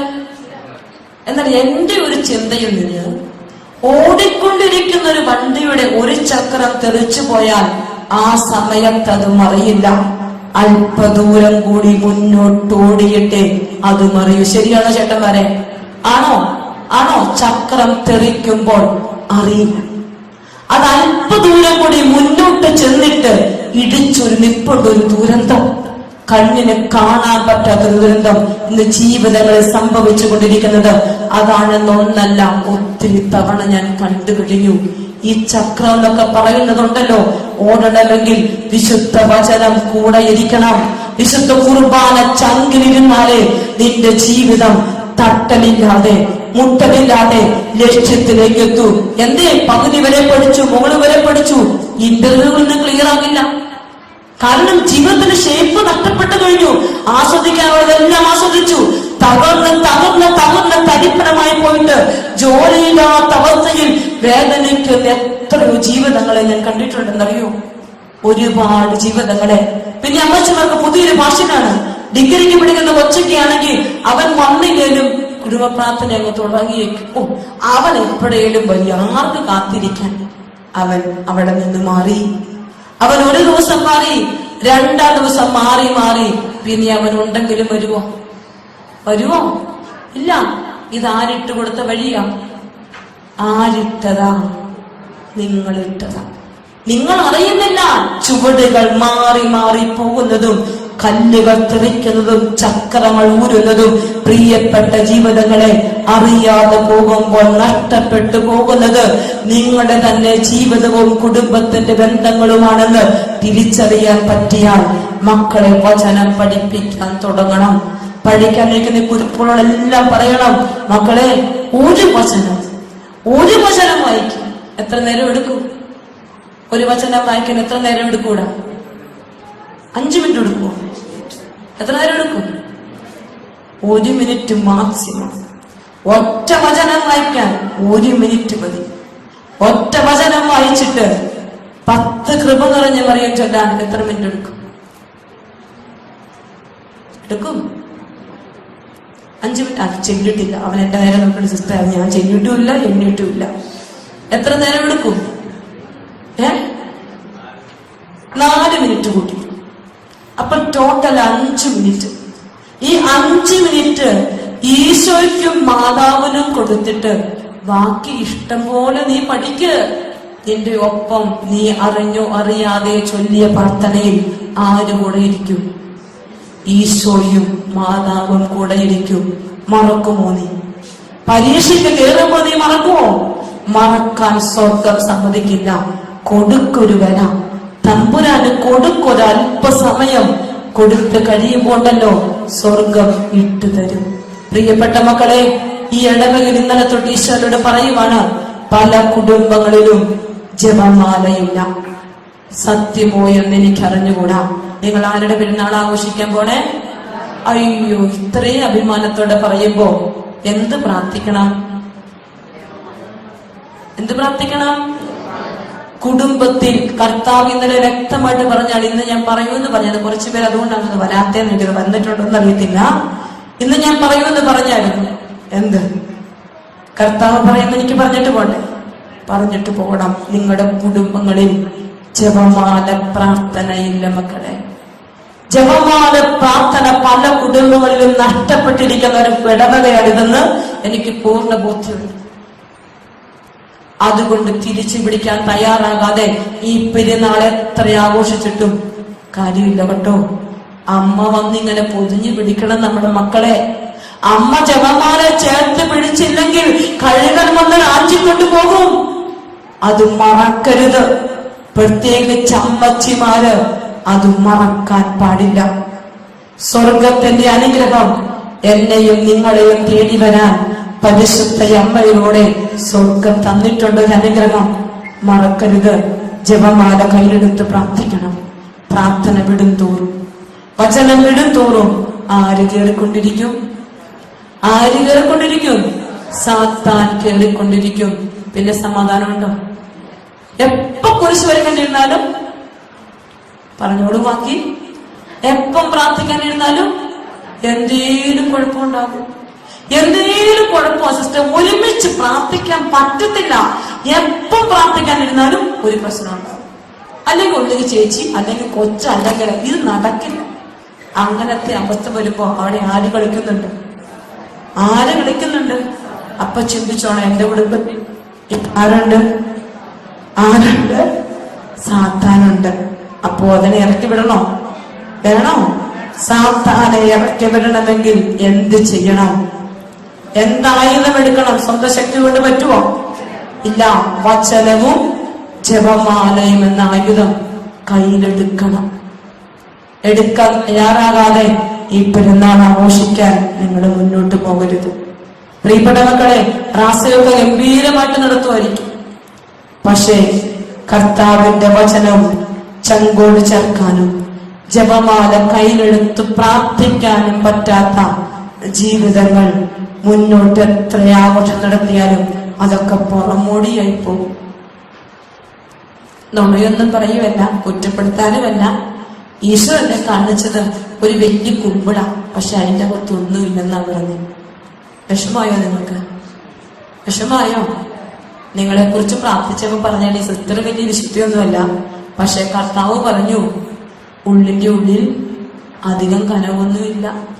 അങ്ങനെ ഇരുന്നാൽ ശരിയാവോ? പള്ളി പണി നടന്നുകൊണ്ടിരിക്കുമല്ലേ? അഭിഷേകം ഒഴുകണ്ടേ പള്ളിയിൽ നിന്നത്? വേണം. നമ്മുടെ ജീവിതത്തിൽ പ്രാർത്ഥനയുടെ സംഭാരം നിറയ്ക്കണം. പ്രാർത്ഥനയുടെ കനവുള്ള അമ്മച്ചിമാരാകണം. അപ്പച്ചമാരോട് ഒത്തിരി ഒന്നും ഞാൻ പറയില്ല, പക്ഷെ അമ്മച്ചിമാര്, പ്രാർത്ഥനയുടെ കനമുള്ള അമ്മച്ചിമാര്, വചനം ഹൃദയത്തിൽ നിറഞ്ഞ അമ്മച്ചിമാര് ഇടവകയിലുണ്ടെങ്കിൽ ഈ ഇടവക അഭിഷേകത്തെ നിറവുള്ളതായി മാറും. പുനരുദ്ധരിക്കപ്പെടുന്ന പുതിയ അഭിഷേകം എന്നെയും നിങ്ങളെയും തേടി വരും. കരങ്ങൾ ഉയർത്തി സ്തുതിച്ച് പ്രാർത്ഥിച്ചേ, ശക്തമായിട്ട് സ്തുതിച്ചേ. Hallelujah, hallelujah, hallelujah. ഓരോ സ്വരമുയർത്തി സ്തുതിക്കട്ടെ. എല്ലാ ജീവിതങ്ങളും സ്തുതിക്കട്ടെ. ഹല്ലേലൂയ, ഹല്ലേലൂയ. കർത്താവേ, സ്തുതിക്കുന്നു.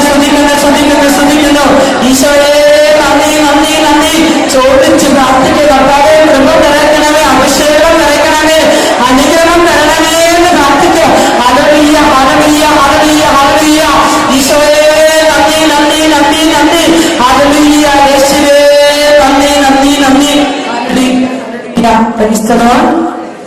Hallelujah, hallelujah. വചനം പറഞ്ഞ ദൈവമേ ഞങ്ങളെ പേടിക്കണമേ, അങ്ങയുടെ മുഖം പ്രകാശിക്കുകയും ഞങ്ങൾ രക്ഷ പ്രാപിക്കുകയും ചെയ്യട്ടെ. അപ്പോ ഷേപ്പ് വീണ്ടെടുക്കാൻ ഇനി വചനം വായിക്കൂ, വായിക്കൂ. എന്റെ കുഞ്ഞുങ്ങളെല്ലാം ഒരു മിനിറ്റേലും വായിക്കൂ. ഉറപ്പാണ്. ഇവരെ വിശ്വസിക്കാം, അവരെ എനിക്ക് ഇച്ചിരി പാടാണ് വിശ്വസിക്കാൻ. കാരണം ഞാൻ അവരുമായിട്ടാണ് കൂടുതൽ നിങ്ങളി യുവജനങ്ങളാണല്ലോ എന്റെ സ്വന്തം പിള്ളേർ. അതുകൊണ്ട് എനിക്കറിയാം വായിക്കുമെന്ന് പറഞ്ഞാലും ഇച്ചിരി പാടാ വായിക്കാം. എന്നാൽ മാറിയ മാറ്റമാണ് ഇവിടെ. എങ്ങനെയാ? നേരെ തിരിച്ച് അവര് മാറും. അതെനിക്ക് നന്നായിട്ട് അറിയാം. അപ്പൊ പ്രിയപ്പെട്ടവരെ, വചനമാണ് ജീവിതത്തിന് ഒന്നാമത് എന്ത് തരുന്നത്? ഷേപ്പ് തരുന്നത്. അപ്പോൾ വചനം വായിച്ച് കുമ്പസാര കൂട്ടിച്ചെന്ന് കൃപ നിറഞ്ഞ ആശീർവാദം മേടിച്ച് പുറത്തോട്ട് വന്നപ്പോ നീ നല്ല ഷേപ്പുള്ള തോൽക്കുടം. ഈ കർത്താവിന്റെ അതിന് മുമ്പ് പോരാൻ തയ്യാറാവും. അപ്പോൾ ഷേപ്പ് കിട്ടിയ തോൽക്കുടത്തിനെ കർഷകൻ എന്ത് ചെയ്തു? രണ്ടാമതായി എന്ത് ചെയ്തു? സൂര്യപ്രകാശത്തിന്റെ കീഴിലേക്ക് കൊണ്ടുപോയി വെച്ചു. സങ്കീർത്തനം 34:5 വചനം പറ. അവിടുത്തെ നോക്കിയവർ ബാക്കി പറ. പ്രകാശിതരായി അവിടുത്തെ നോക്കിയവർ. നീതി സൂര്യനായ യേശുവിനെ നോക്കിയവർ പ്രകാശിതരായി മാറും. അങ്ങയുടെ മുഖം പ്രകാശിക്കുകയും ഞങ്ങൾ രക്ഷ പ്രാപിക്കുകയും ചെയ്യട്ടെ. വചനം വായിച്ച് മാനസാന്തരപ്പെട്ട് കുമ്പസാര കൂട്ടം എഴുന്നേൽക്കുന്ന നീ എങ്ങോട്ടേക്ക് വരണം? എങ്ങോട്ടേക്ക് വരണം? ബലിപീഠത്തിങ്കലേക്ക് ഓടി വരണം. എങ്ങോട്ട് വരണം? ബലിപീഠത്തിങ്കലേക്ക്. ബലിപീഠത്തോട് നീ ചേർന്നിരുന്നാൽ ജീവിതം തകരുവോ മക്കളെ? തകരുവോ? ഒന്നുമില്ലാത്തവനെ സമ്പന്നനാക്കുന്ന ഇടം എവിടെയാ? എവിടെയാ? വിശുദ്ധ കുർബാനയാണ്. ഒന്നുമില്ലാത്ത ജീവിതങ്ങളെ സമ്പന്നമാക്കുന്നത് ബലിപീഠമാണ്, വിശുദ്ധ കുർബാനയാണ്. സർവ സമ്പത്തും എവിടെയുണ്ട്? ബലിപീഠത്തിലുണ്ട്. സ്വർഗത്തിന്റെ മുഴുവൻ കൃപകളിൽ ഇറങ്ങി വരുന്ന ഏക സ്ഥലമാണ് വിശുദ്ധ കുർബാനയുടെ ഇടം, ബലിപീഠം. മറക്കരുത് മക്കളെ.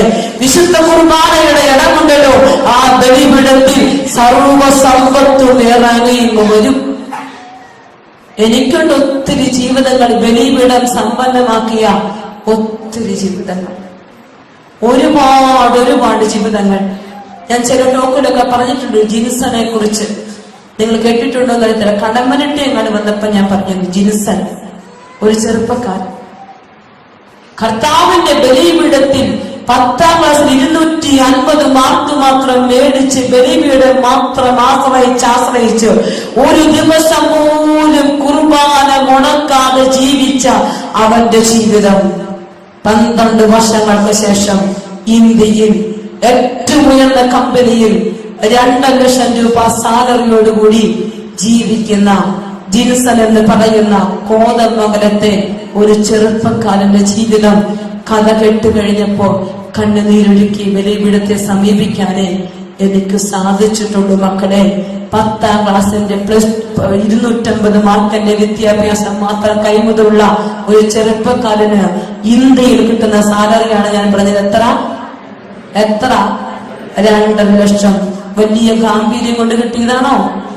ആരെങ്കിലും കൊണ്ടുപോയി ഉയർത്തി വെച്ചതാണോ? അവൻ പറയുകയാ, സിസ്റ്ററെ, 7ാം ക്ലാസ് മുതൽ ഇന്നെനിക്ക് 32 വയസ്സ്. അറിഞ്ഞുകൊണ്ട് ഒരു ദിവസം പോലും ഞാൻ വിശുദ്ധ കുർബാന മുടക്കിയിട്ടില്ല. പറയാൻ പറ്റുമോ നിങ്ങൾക്ക്? പറ്റുമോ? ഇന്ന് അനുഗ്രഹം നഷ്ടപ്പെട്ടിട്ടുണ്ടെങ്കിൽ അനുഗ്രഹമുള്ളിടത്തേക്ക് പോകുന്നത് കുറഞ്ഞു പോയിട്ട. സമ്പത്തിനെ തേടി നീ ചെല്ലണം. സ്വർഗീയ സമ്പത്ത് ഇവിടെ ഇരിപ്പുണ്ട്. അങ്ങോട്ട് പോകാൻ നിന്റെ കാലിന് ചലനശക്തി നഷ്ടപ്പെട്ടോ?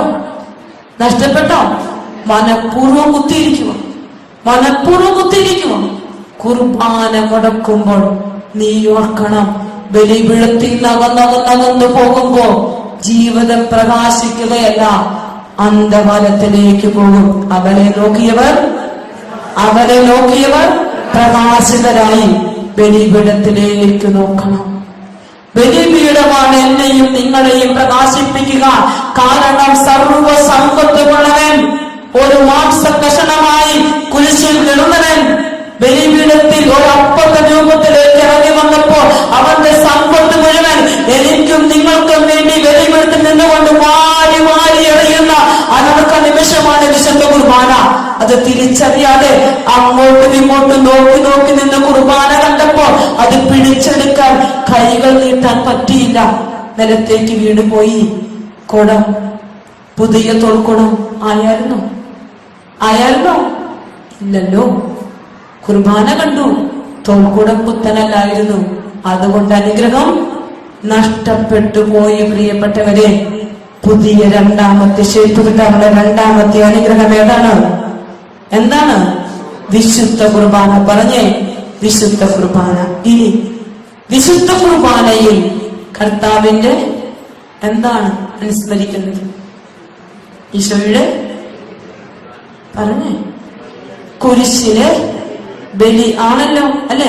ഈശോയുടെ ജനനം മുതൽ കാൽവരി യാഗം വരെ അനുസ്മരിക്കുന്നുണ്ട്. മലങ്കര കുർബാനയിലാണെങ്കിൽ പഴയ നിയമത്തിന്റെ അബ്രാഹത്തിന്റെ വിളി തൊട്ടാണ് നിങ്ങളുടെ കുർബാനയിൽ അങ്ങനെയാണ്. ഞങ്ങളുടെ സിറോമല കുർബാനയിൽ അങ്ങനെയല്ല. ഈശോയുടെ ജനനം തൊട്ട് ഈശോയുടെ മരണം വരെയുള്ളൂ. പക്ഷെ മലങ്കരക്കാർക്ക് അങ്ങനെയല്ല, കുറച്ചുകൂടി സമ്പത്തുണ്ട്.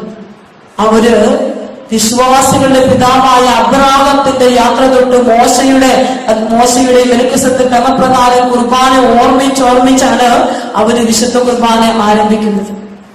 വൈദിക രഹസ്യത്തിൽ അകത്തിരുന്ന് പ്രാർത്ഥിക്കുന്ന ഒരുക്ക പ്രാർത്ഥനയൊക്കെ ഇല്ലേ?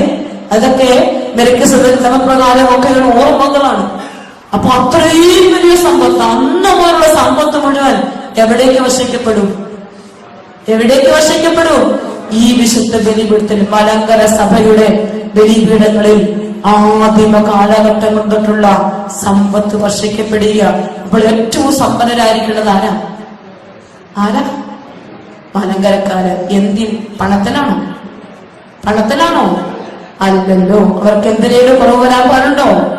ആത്മീയതയിൽ പിന്നിട്ട്, ഒന്നാമത് ആത്മീയതയും രണ്ടാമത് ഭൗതികതയും.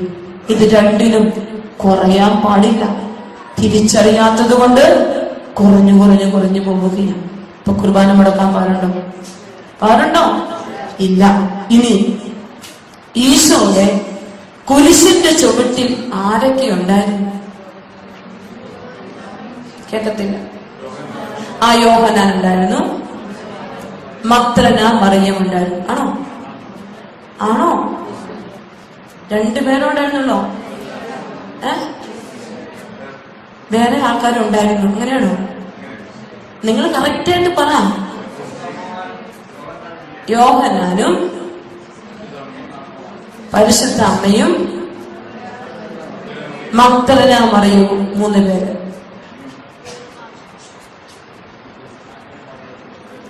യോഹന്നാന്റെ സുവിശേഷം 19-ാം അധ്യായം 25-ാമത്തെ വചനം. യോഹന്നാന്റെ സുവിശേഷം 19-ാമത്തെ അധ്യായം 25-ാമത്തെ വചനം. യേശുവിന്റെ കുരിശിന്റെ അരികെ അവന്റെ അമ്മയും അമ്മയുടെ സഹോദരിയും ക്ലോപ്പാസിന്റെ ഭാര്യ മറിയവും മഗ്ദലന മറിയവും നിൽക്കുന്നുണ്ടായിരുന്നു. എത്ര പേരുണ്ടായിരുന്നു? വല്ലതും കേട്ടോ ഞാൻ പറഞ്ഞത്? അപ്പൊ നിങ്ങൾ ഈ പറഞ്ഞ 3 പേരേ ഉള്ളോ? നിങ്ങള് ചേച്ചിമാര് മാതൃജ്യോതിയുടെ വലിയ ആളുകളാണെന്ന് വിചാരിച്ചു. അച്ഛൻ പറഞ്ഞ നിങ്ങളൊരു വലിയ പരിപാടി ഇവിടെ നടത്തണം. ഇത് മാതൃജ്യോതിക്കാരെ ഏൽപ്പിച്ചിരിക്കുകയാണ്. പെരുന്നാൾ പ്രമാണിച്ച് ഒരു ബിരിയാണി സത്യം എന്തേലുമാട്ടെ, ഇനി അത് പറഞ്ഞ് നോയമ്പ് നടക്കുന്നില്ല. എനിവേ, അതാണെന്ന് വിചാരിച്ചു. അപ്പൊ മാതൃജ്യോതിയുടെ പ്രസിഡന്റൊക്കെ കാണിയല്ലേ? ചേച്ചി മുന്നിട്ട് നിന്ന് എല്ലാം ചെയ്യുന്നുണ്ടെന്ന് വിചാരിക്കുക.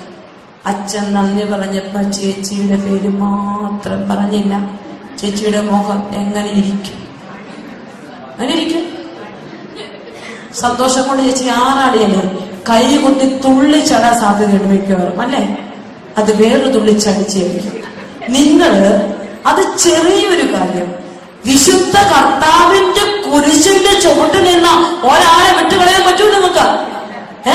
ബൈബിളിൽ എഴുതി വെച്ചിരിക്കുന്ന പേരാ, അത് വിട്ടുകളയാൻ പറ്റുമോ? അത് വലിയതാണ്, വലുതാണ്. മറക്കരുത്. ഒരിക്കൽ കൂടി ഞാൻ വായിക്കും.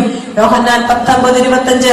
യേശുവിന്റെ കുരിശിന്റെ അരികെ അവന്റെ അമ്മയും അമ്മയുടെ സഹോദരിയും ക്ലോപ്പാസിന്റെ ഭാര്യ മറിയവും മഗ്ദലന മറിയവും നിൽപ്പുണ്ടായിരുന്നു. പിന്നെ ആരോടെയുണ്ട്? പരിശുദ്ധ അമ്മയും ഉണ്ടായിരുന്നു. പ്രിയപ്പെട്ട മക്കളെ, ആരെയും വിട്ടുകളയരുത്. ബൈബിളിൽ എഴുതി വെച്ചിരിക്കുന്ന ആരെയും വിട്ടുകളെ. അപ്പൊ നമ്മൾ പണ്ട് തൊട്ട് കേട്ടിട്ടുണ്ട്, കുരിശൻ ചുവട്ടിയും അമ്മയും മഗ്ദലനയും യോഹന്നാനും. അതങ്ങനെ കേട്ടിങ്ങ് പോന്നു. അതല്ലാതെ കണ്ടിട്ടാണോ ഇത് പറഞ്ഞത്? അല്ല. അപ്പൊ ഇനി പോയി കണ്ടതേ പറയാവൂ. കേട്ടത് പറഞ്ഞുകൊണ്ടിരിക്കരുത്, കണ്ടത് വേണം പറയാൻ. പ്രിയപ്പെട്ടവരെ, ഇവിടെ ഇങ്ങനെയാണ് സംഭവമെങ്കിൽ ഞാൻ നിങ്ങളോട് പറയുകയാണ്, എന്റെ ഒരു ചിന്താഗതി, എനിക്ക് ഈശോ നാളുകൾക്ക് മുമ്പേ തന്നൊരു ചിന്താഗതിയാണ്, അല്ലെങ്കിൽ ഒരു ഇത്. ഈശോയുടെ കുരിശിന്റെ ചുവട്ടിൽ 4 തരം ആളുകൾ ഉണ്ടായിരുന്നു. ഉണ്ടായിരുന്നു. അന്ന് ആരൊക്കെയാ പറഞ്ഞു കേൾക്കട്ടെ? അപ്പൊ ഉണ്ടായിരുന്നത് നിങ്ങൾ പറഞ്ഞു. അപ്പൊ ആരൊക്കെയാ? ഈശോയുടെ കുരിശിന്റെ ചുവട്ടിൽ ഒന്നാമത്തെ ആളായി ആരുണ്ടായിരുന്നു? പടയാളികൾ ഉണ്ടായിരുന്നു. ശരിയാണോ? കുരിശിന്റെ ചുവട്ടിൽ പടയാളികൾ ഉണ്ടായിരുന്നു. അവരവിടെ എന്ത് ചെയ്യുകയായിരുന്നു? സ്തുതിച്ചു പാടുമായിരുന്നു. പിന്നെ നിന്ദിച്ചുകൊണ്ടിരിക്കുമായിരുന്നു. കർത്താവിനെ നിന്ദിച്ചുകൊണ്ടിരിക്കുവാൻ. കാൽവരിയിൽ പുത്തന്റെ യാഗം നടക്കുമ്പോ പടയാളികൾ യേശുവിന്റെ കുരിശിന്റെ ചുവട്ടിലുണ്ട്. പക്ഷെ അവനെ നിന്ദിച്ചുകൊണ്ടിരിക്കുകയാണ്. കുർബാനയ്ക്ക് ഓടി വരും. വന്നിട്ടോ, വന്നു കഴിഞ്ഞ് ഒരു മൊബൈൽ അനങ്ങൽ എടുത്ത് നോക്കും, അങ്ങോട്ടും ഇങ്ങോട്ടും നോക്കും, തോണ്ടും ചിരിക്കും. അൾത്താരബാലന്മാരുടെ കാര്യവും കൂടി ആ ചേർത്ത് വെച്ചോളുക. ബലിപീഠത്തിൽ ശുശ്രൂഷിക്കുന്ന അൾത്താരബാലന്മാരെ കൂടി കൂട്ടിച്ചേർത്ത് ഞാൻ പറയുക. തോണ്ടും ചിരിക്കും, മാന്തും, എല്ലാവർക്കും എന്തെല്ലാം ചോദിച്ചോണ്ടിരിക്കുമ്പോ ആരെ പോലെയാ? പടയാളികളെ പോലെ. എന്റെ അടുത്ത ചോദ്യം, കുരിശിൽ കിടന്നുകൊണ്ട് യേശു ക്രിസ്തു പടയാളികളോട് എന്തെങ്കിലും സംസാരിച്ചോ? ഇല്ല. കുരിശിലെ കാൽവരി യാഗത്തിന്റെ അനുഗ്രഹം നിന്ദിച്ച പടയാളികൾ കിട്ടിയില്ല. കുർബാനയ്ക്ക് വന്നിട്ട് തോണ്ടിയും മാന്തിയും അങ്ങോട്ടും ഇങ്ങോട്ടും നോക്കിയിരുന്നാൽ കുരിശിലെ ബലിയുടെ അനുഗ്രഹം കിട്ടില്ല. ജീവിതം പ്രകാശിപ്പിക്കപ്പെടില്ല. അതാണ് ഒന്നാമത്തെ കൂട്ടർ. രണ്ടാമത്തെ കൂട്ടരെ നമ്മൾ കാണും. കുരിശിന്റെ ചുവട്ടിൽ കാഴ്ച കാണാൻ വലിയൊരു ജനക്കൂട്ടം അവിടെ വന്നിട്ടുണ്ടായിരുന്നു. ആരുണ്ടായിരുന്നു? കാഴ്ച കാണാൻ വലിയൊരു ജനക്കൂട്ടം അവന്റെ കുരിശിന്റെ ചുവട്ടിൽ വന്നിട്ടുണ്ടായിരുന്നു. ഈ കാഴ്ച കാണാൻ വന്ന ജനക്കൂട്ടം മാറത്തടിച്ചുകൊണ്ട് തിരിച്ചുപോയി എന്ന് എഴുതിയിട്ടുണ്ട്. കാൽവരി യാഗം നടന്നപ്പോൾ കാഴ്ച പറയാം. ലൂക്കായുടെ സുവിശേഷം 23:48 കാഴ്ച കാണാൻ കൂടിയിരുന്ന വലിയൊരു ജനക്കൂട്ടം ഇതെല്ലാം കണ്ട് മാറത്തടിച്ചുകൊണ്ട് തിരിച്ചുപോയി. പ്രിയപ്പെട്ട ദൈവജനമേ, കർത്താവിന്റെ ബലിയുടെ അർത്ഥമറിയാതെ അച്ഛൻ എന്തെങ്കിലും പുതിയ അറിയിപ്പ് തരുന്നുണ്ടോ, പുതിയ കാര്യമുണ്ടോ, ഇത് കഴിയുമ്പോ ഭക്ഷണമുണ്ടോ എന്ന് അന്വേഷിച്ച് നീ ഇങ്ങോട്ട് വന്ന് ഇവിടെ പല കാര്യങ്ങൾ ചർച്ച ചെയ്യാനാണ് നീ വിശുദ്ധ കുർബാനയ്ക്ക് വരുന്നത് എങ്കിൽ ഈ കുർബാനയിൽ ഈശോവിനോട് സംസാരിക്കില്ല. മാറത്തടിച്ച് സമയം വ്യക്തമാക്കിയല്ലോ എന്നോർത്ത് തിരിച്ചു പോകേണ്ടി വരും. നിന്റെ ജീവിതം ഒരനുഗ്രഹവും നിനക്ക് കിട്ടില്ല.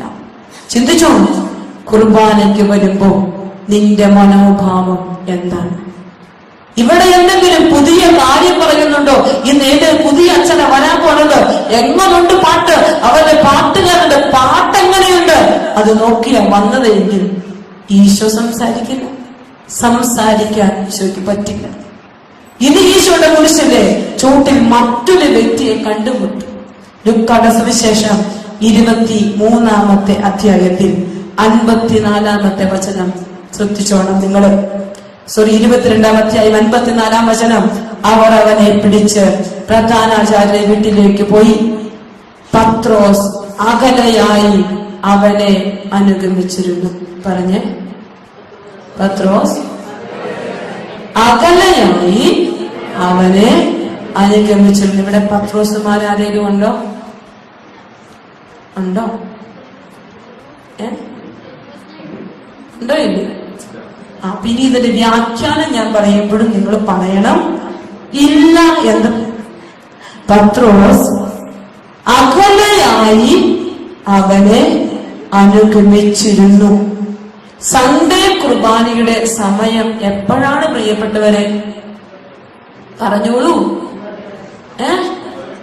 9 മണി, 9:30 രാവിലെ ഒരു പ്രഭാത പ്രാർത്ഥനയില്ലേ?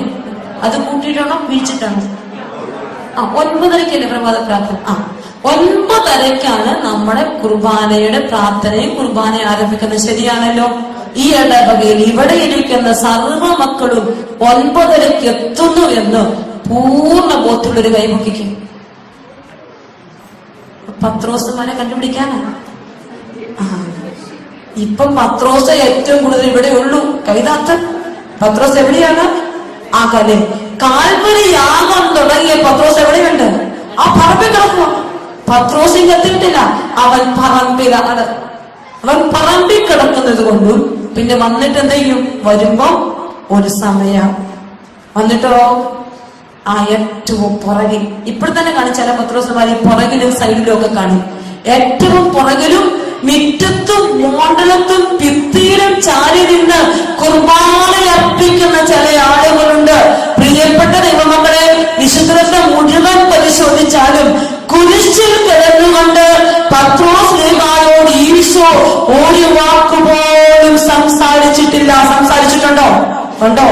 വിശുദ്ധ കുർബാനയുടെ അനുഭവം നിനക്ക് വേണമെങ്കിൽ നീ എന്ത് ചെയ്യണം? കർത്താവിന്റെ കുരിശിന്റെ ചുവട്ടിലേക്ക് കാൽവരിയാഗത്തിന്റെ ആരംഭം മുതൽ അവസാനം വരെ പങ്കുപറ്റിയ പരിശുദ്ധ അമ്മയെ പോലെയും യോഹന്നാനെ പോലെയും നിൽക്കണം. മിറ്റത്ത് നിന്നാൽ അനുഗ്രഹം കിട്ടില്ല. എന്നിട്ട് നീ പറയും കുർബാന ഒത്തിരി അർപ്പിച്ചു. വരും വഴിക്ക് ഒരു ചേച്ചി, വത്സ എന്ന് പറയുന്ന ചേച്ചി കോട്ടയത്ത് നിന്ന് വിളിച്ചിരിക്കും. സിസ്റ്റർ ഫോൺ വെക്കല്ലേ, ഫോൺ വെക്കല്ലേ. ഞാൻ പറഞ്ഞില്ല ചേച്ചി, സിസ്റ്ററെ എന്റെ കാലിന് 11 വർഷമായി ചുടുവാതെ വരും. സിസ്റ്ററിനോട് ഞാൻ പറഞ്ഞില്ലേ പ്രാർത്ഥിക്കാൻ, എനിക്ക് പള്ളിയിലൊന്നും പോകാൻ പറ്റത്തില്ല, ഇങ്ങനെ ചുടുവാതെ കൂടി പൊട്ടു. അപ്പൊ സിസ്റ്ററിനോട് പറഞ്ഞില്ലേ കുർബാനയ്ക്ക് പോകണമെന്ന്. അപ്പൊ ഞാൻ കുർബാനയ്ക്ക് പോകുമെന്നാണ് സിസ്റ്ററിനോട് പറയും. 5-6 ദിവസങ്ങൾ ചേച്ചി പോകുന്ന പകുതി സമയത്ത് ചേച്ചി ആദ്യം എന്നെ വിളിച്ചത്. അപ്പൊ ഞാൻ പറഞ്ഞു, ചേച്ചി ഇനി തൊട്ട് ആദ്യം തൊട്ട് പോകാൻ തുടങ്ങും ചേച്ചി. ആരംഭം തൊട്ട് എത്ര ശ്രമിച്ചാലും എത്തിയല്ലേ ചേച്ചിമാരെ? അത് തുടങ്ങി ഒരിച്ചിരി ആകാതെ എത്താൻ പറ്റത്തില്ല. ആരംഭം തൊട്ട് പോകാൻ പറഞ്ഞു ചേച്ചിയോട്. എന്നിട്ട് ഞാൻ പറഞ്ഞു, ചേച്ചി ഒരു 81 ദിവസം ചേച്ചി മുടക്കരുത്, ആരംഭം തൊട്ട് പോകും. ഈശോ അനുഗ്രഹിക്കും. വേറെ ഇവരൊന്നും എനിക്കറിയില്ല, നമ്പരും കൊണ്ട് സേവ് ചെയ്തില്ല.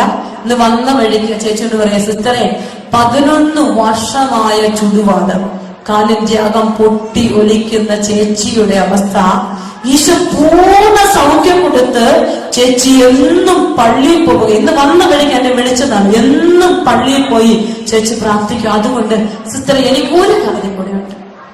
ഞാൻ പറഞ്ഞു, ചേച്ചി ഇതിനും പ്രത്യേകിച്ച് മരുന്നൊന്നും എന്ത് ചെയ്യണം? കണ്ടിന്യൂസ് ആയിട്ട് എങ്ങോട്ട് പോകണം? ബലിപീഠത്തിലേക്ക് പോകണം. നട്ടലിന്റെ C4 C2 C3 സെർവിക്കൽ വെട്രിഫയുടെ അത് എല്ലും ഇങ്ങനെ വിട്ടുമാറിയിരിക്കുന്ന ഒരു ഡിസ്കിന് തല തെറ്റിയിരിക്കുന്ന കുടുംബം പ്രാർത്ഥിക്കാൻ വന്നപ്പോ ഞാൻ അവരോട് പറഞ്ഞു, പ്രാർത്ഥിച്ചത് കൂട്ടിയോജിപ്പിക്കാൻ അത്ഭുത സിദ്ധിയൊന്നും ആത്മീയ സിസ്റ്റമില്ല. പക്ഷെ നിങ്ങൾക്ക് പറ്റുമെങ്കിൽ, വേദനയുണ്ടെന്ന് എനിക്ക് നന്നായിട്ട് അറിയാം, പറ്റുമെങ്കിൽ എല്ലാ ദിവസവും കുർബാനയ്ക്ക് പോയി ഒന്ന് ഇരിക്കാമോ? ഇത്രയും ഞാൻ ചോദിച്ചുള്ളൂ. 11 ദിവസമേ ഞാൻ അവരോട് പറഞ്ഞുള്ളൂ. പ്രിയപ്പെട്ട ദൈവമക്കളെ, 11 ദിവസത്തിന് മുമ്പ് 9-ാം ദിവസം തൊട്ട് ചേച്ചിയുടെ നട്ടലിന്റെ വേദന എവിടെ പോയെന്ന് ചേച്ചിക്കറിയില്ല. സാക്ഷ്യപ്പെടുത്തിയിരിക്കുന്ന ആരേലും പ്രാർത്ഥിച്ചിട്ടാണോ? ആണോ? ഇവിടെ ഒഴുകുന്നുണ്ട് അനുഗ്രഹം, സൗഖ്യം, കൃപ ഒഴുകുന്നുണ്ട്. സമ്പത്ത് കിട്ടുന്ന സ്ഥലമായത്. അത് തിരിച്ചറിയാതെ പകുതി സമയത്തും പുറത്തും മുഴത്തും ഭിത്തിയിലും ചാരി നിന്നും നോക്കിയും മാന്തയും നിന്ദിച്ചു നിന്ന ഒന്നും കിട്ടില്ല കേട്ടോ. വരുന്നുണ്ടോ? വരുന്നുണ്ടെങ്കിൽ ഇങ്ങോട്ട് നേരത്തെ വരണം. വന്നിട്ട് അവനെ അങ്ങ് സ്നേഹിക്കാതിരിക്കണം.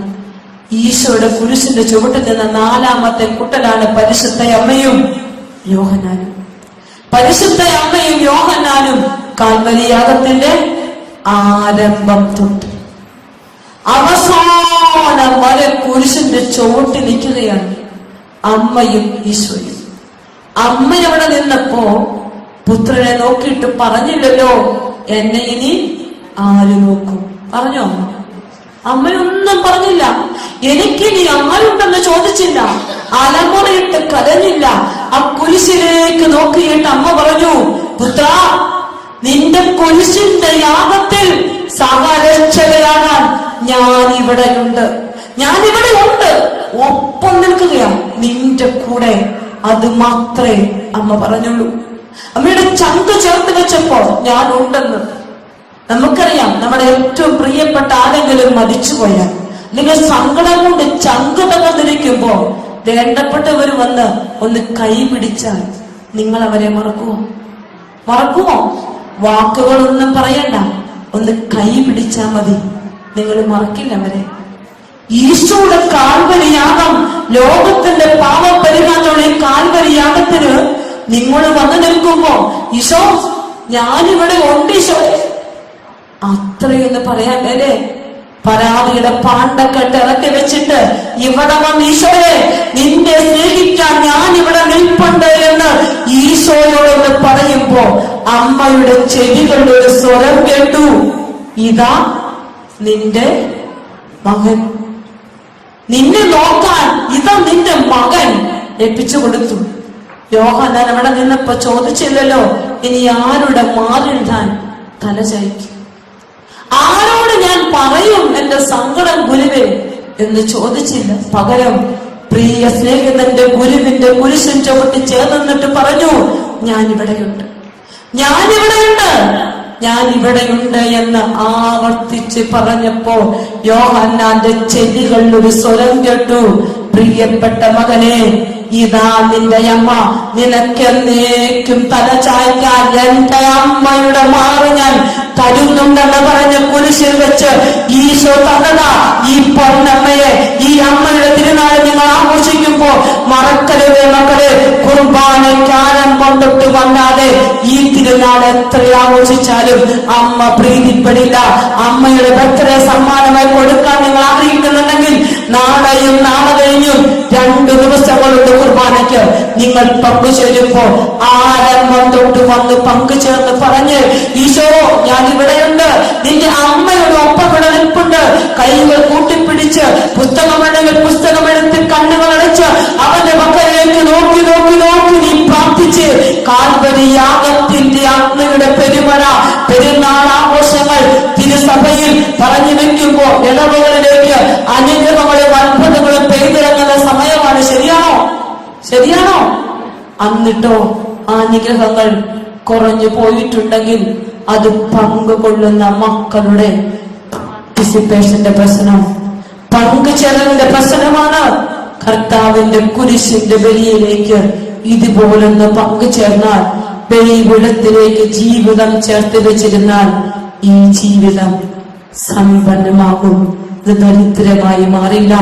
കർത്താവിന്റെ കരങ്ങൾ ഉയർത്തി കുർബാനയിൽ ആദ്യന്തം പങ്കുചേരാൻ കൃപ ചോദിച്ച് കർത്താവിന്റെ സ്നേഹത്തിൽ നിറഞ്ഞ് പ്രകാശിപ്പിക്കപ്പെടാൻ ബലിപീഠത്തോട് ചെന്ന് നിൽക്കാൻ കൃപ ചോദിച്ച് സ്തുതിച്ച് പ്രാർത്ഥിച്ച് നമ്മള് ശക്തമായി സ്തുതിച്ച് എല്ലാ ജീവനങ്ങളും സ്തുതിച്ച് പോരല്ലോ കരഞ്ഞ് പ്രാർത്ഥിച്ച് യുവജനങ്ങൾ നന്നായി പ്രാർത്ഥിച്ച് സൺഡേ കുർബാനകൾ മുടക്കിയ കുറെ ജീവിതങ്ങൾ ഇവിടെ ഇരിപ്പുണ്ട്. ഈ സ്നേഹത്തിൽ നിൽക്കാൻ പറ്റാതെ പലപ്പോഴും പല യാത്രകൾ ചെയ്ത് ആഡംബരത്തിൽ ചിന്തിച്ച ജീവിതങ്ങൾ, കുർബാന മുടക്കിയ ജീവിതങ്ങൾ, ഈശോയോടെ പറ, ഈശോ ഇന്നെന്റെ ജീവിതത്തെ പ്രകാശിപ്പിക്കണം, പുനരുദ്ധരിക്കണം, കുർബാനയിൽ പങ്കുചേരാൻ ആദ്യം തന്നെ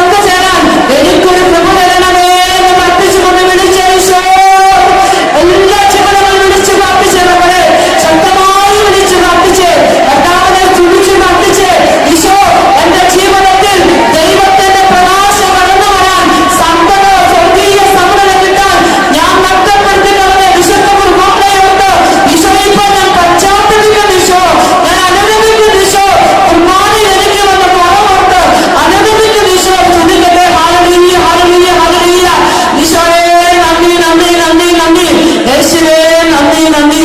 ഹല്ലേലൂയ. യേശുവേ നന്ദി. Praise the Lord. ദൈവമേ ഞങ്ങളെ പുനരുദ്ധരിക്കണമേ. അങ്ങയുടെ മുഖം പ്രകാശിക്കുകയും ഞങ്ങൾ രക്ഷ പ്രാപിക്കുകയും ചെയ്യട്ടെ. Praise the Lord. Hallelujah. Hallelujah. നിങ്ങൾ എന്ത് ചെയ്യണം? കുർബാനയ്ക്ക് 9:30 വരുന്ന ആരെ തോണ്ടി വിളിക്കണം? ആരെ വിളിക്കണം? പപ്പായ അമ്മേ. പപ്പായ അമ്മേ ഉറങ്ങിക്കിടക്കുന്ന ചേട്ടന്മാരെ ചേച്ചിമാരെ ആര് വിളിക്കും? ആര് വിളിക്കും? കൊച്ചു വിളിക്കുമോ? വിളിച്ചിട്ട് അടുത്ത ഞായറാഴ്ച തൊട്ട് ഇവരെ കൂട്ടിക്കൊണ്ടിങ്ങ് വരണം കേട്ടോ. നേരത്തെ വരണമെന്ന് പറയണം. പപ്പായോടും അമ്മയോടും പറയണം. പ്രിയപ്പെട്ടവരെ, അപ്പോ രണ്ടാമത്തെ പ്രവൃത്തി എന്ത് ചെയ്യണമെന്നാ പറഞ്ഞേ? ബലിപീഠത്തോട് ചേർന്നിരിക്കണം, കുർബാനയോട് ചേർന്നിരിക്കണം. അപ്പോ ഷേപ്പ് വീണ്ടും കിട്ടി, പ്രകാശം നിറഞ്ഞു. അത് കഴിഞ്ഞു ഷേപ്പ് എന്നും കുർബാനയ്ക്ക് പോകുന്ന ചേച്ചിയും ചേട്ടനും കുഞ്ഞു കാര്യത്തിന് എന്ത് സംഭവിക്കും? ഒരസും വഴക്കുണ്ടാവും. അംഗീകരിക്കാൻ പറ്റുന്നില്ല. ഈ മൊരടൽ സ്വഭാവം എന്നൊക്കെ കേട്ടിട്ടില്ലേ? ഒരു ചൊറിച്ചിലിന്റെ സ്വഭാവം. കുഞ്ഞു കാര്യത്തിന് ചൊറിച്ചിലാണ്. അങ്ങനെ ചൊറിച്ചിലുള്ളവർക്ക് ഒരു കൃപ വേണം. കാര്യം പറഞ്ഞ വിശുദ്ധിയിലൊക്കെ, പക്ഷെ കുഞ്ഞു കാര്യമാണ് പ്രശ്നം. ഉള്ളിലൊരു പിടിച്ച പ്രശ്നം എന്നൊക്കെ പറയുമല്ലോ. ആ പ്രശ്നം മാറ്റിയെടുക്കാൻ മൂന്നാമത്തെ ഒരു മെത്തേഡ് വേണം. ആ മൂന്നാമത്തെ മെത്തേഡ് കർഷകൻ എന്താ ചെയ്തേ? കർഷകൻ എന്ത് ചെയ്തു? ഒലിവെണ്ണ പരട്ടി വെച്ചു. സാമുവേൽ പ്രവാചകന്റെ 2-ാമത്തെ പുസ്തകത്തിൽ 10-ാമത്തെ അധ്യായത്തിൽ നമ്മൾ കാണും. കർത്താവ് സാമുവേൽ പ്രവാചകൻ സാമൂലിനെ അഭിഷേകം ചെയ്യാനായിട്ട് വരികയും സാമൂലിനെ അഭിഷേകം ചെയ്യാൻ കൊണ്ടുവരുമ്പോ കർത്താവ് സാമൂലിന്റെ ശിരസിൽ അഭിഷേക തൈലം എന്താണ്? ഒലിവെണ്ണ ഒഴിച്ചു. ഒലിവെണ്ണ ഒഴിച്ച് അഭിഷേകം ചെയ്തപ്പോ ആരെ കിട്ടി?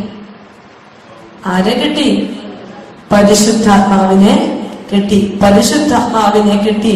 1 സാമുവേലിന്റെ പുസ്തകം 10-ാം അധ്യായം 6-ാമത്തെ വചനത്തിൽ പരിശുദ്ധാത്മാവിന്റെ അഭിഷേകം കിട്ടും നമ്മൾ കാണാം. 10-ാം അധ്യായം 1-ാമത്തെ വചനം. സാമുവേൽ ഒരു പാത്രം ഒലിവെണ്ണ എടുത്ത് സാമുവേലിന്റെ ശിരസിൽ ഒഴിച്ചു. അവനെ ചുംബിച്ചിട്ട് പറഞ്ഞു, കർത്താവ് തന്റെ ജനത്തിന്റെ ഭരണാധികാരിയായി നിന്നെ അഭിഷേകിച്ചിരിക്കുന്നു. കർത്താവിന്റെ ജനത്തിന്റെ ഭരണാധികാരിയായി നിന്നെ അഭിഷേകിച്ചിരിക്കുന്നു. അതുവരെ സാധാരണ മനുഷ്യൻ വീട്ടിലെല്ലാ ഉത്തരവാദിത്തങ്ങളും ചെയ്യുന്ന നല്ല മനുഷ്യൻ, അപ്പന്റെ കൂടെ ബലിയർപ്പിക്കുന്ന, അപ്പന്റെ ജോലി ചെയ്യുന്ന, എല്ലാ കാര്യങ്ങളും ചെയ്യുന്ന സാധാരണ മനുഷ്യൻ. ഈ സാധാരണ മനുഷ്യൻ ശിരസിലേക്ക് എന്തൊഴിച്ചു? ഒലിവെണ്ണ ഒഴിച്ചു. ഇനിയാണ് കാണുന്നത് 10-ാം അധ്യായം 6-ാമത്തെ വചനത്തിൽ സാമുവേൽ പ്രവാചകൻ സാമൂലിനോട് പറഞ്ഞു, അപ്പോൾ കർത്താവിന്റെ ആത്മാവ് ശക്തമായി നിന്നിൽ ആവസിക്കും. നീയും അവരോടൊപ്പം പ്രവചിക്കാൻ തുടങ്ങും. നീ മറ്റൊരു മനുഷ്യനായി മാറും. പറഞ്ഞേ, കർത്താവിന്റെ ആത്മാവ് ശക്തമായി എന്നിൽ ആവസിക്കും. ഞാനും അവരോടൊപ്പം പ്രവചിക്കാൻ തുടങ്ങും. ഞാനും മറ്റൊരു മനുഷ്യനായി മാറും. അറിയണോ നിങ്ങൾക്ക്? ഷേപ്പ് കിട്ടി പുതിയ വ്യക്തിയായി മാറണോ? വേണമെങ്കിൽ ആര് നിറയണം? നമ്മളിൽ പരിശുദ്ധാത്മാവ് നിറയണം. ആത്മാവിന്റെ ശക്തമായ അഭിഷേകം എന്റെ ജീവിതത്തിൽ കിട്ടാൻ നിങ്ങൾ പ്രാർത്ഥിക്കണം. എഫെസോസ് 5:18 അതിൽ പൗലോസ്ലീഹ പറഞ്ഞു വെക്കും, നിങ്ങൾ വീഞ്ഞു കുടിച്ച് ഉന്മത്തരാകരുത്, അതിൽ ദുരാസക്തിയുണ്ട്, മറിച്ച് ആത്മാവിനാൽ പൂരിതരാകുവിൻ. എന്താണ് പറഞ്ഞത്? ആത്മാവിൽ പൂരിതരാകുവിൻ എന്ന് പറഞ്ഞാൽ നിങ്ങൾ പൂരിതരായി എന്നർത്ഥമുണ്ട്. പൂരിതരാകുവിൻ എന്ന് പറയുമ്പോൾ എന്ത് ചെയ്യണം? ആകുവിൻ. എപ്പോഴും എപ്പോഴും നടന്നുകൊണ്ടിരിക്കേണ്ട ഒരു പ്രക്രിയയാണ് എന്ത്? ആത്മാവിന്റെ നിറവ്.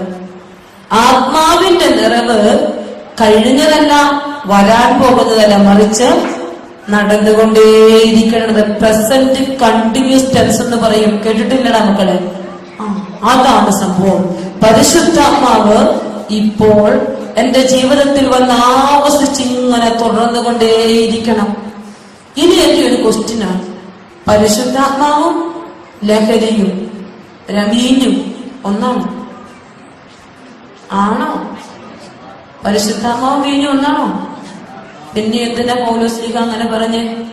വീഞ്ഞു കുടിച്ച് ഉന്മത്തനാകരുത്, പകരം ആത്മാവിനാൽ പൂരിതനാകരുത്. എന്തിനങ്ങനെ പറഞ്ഞു?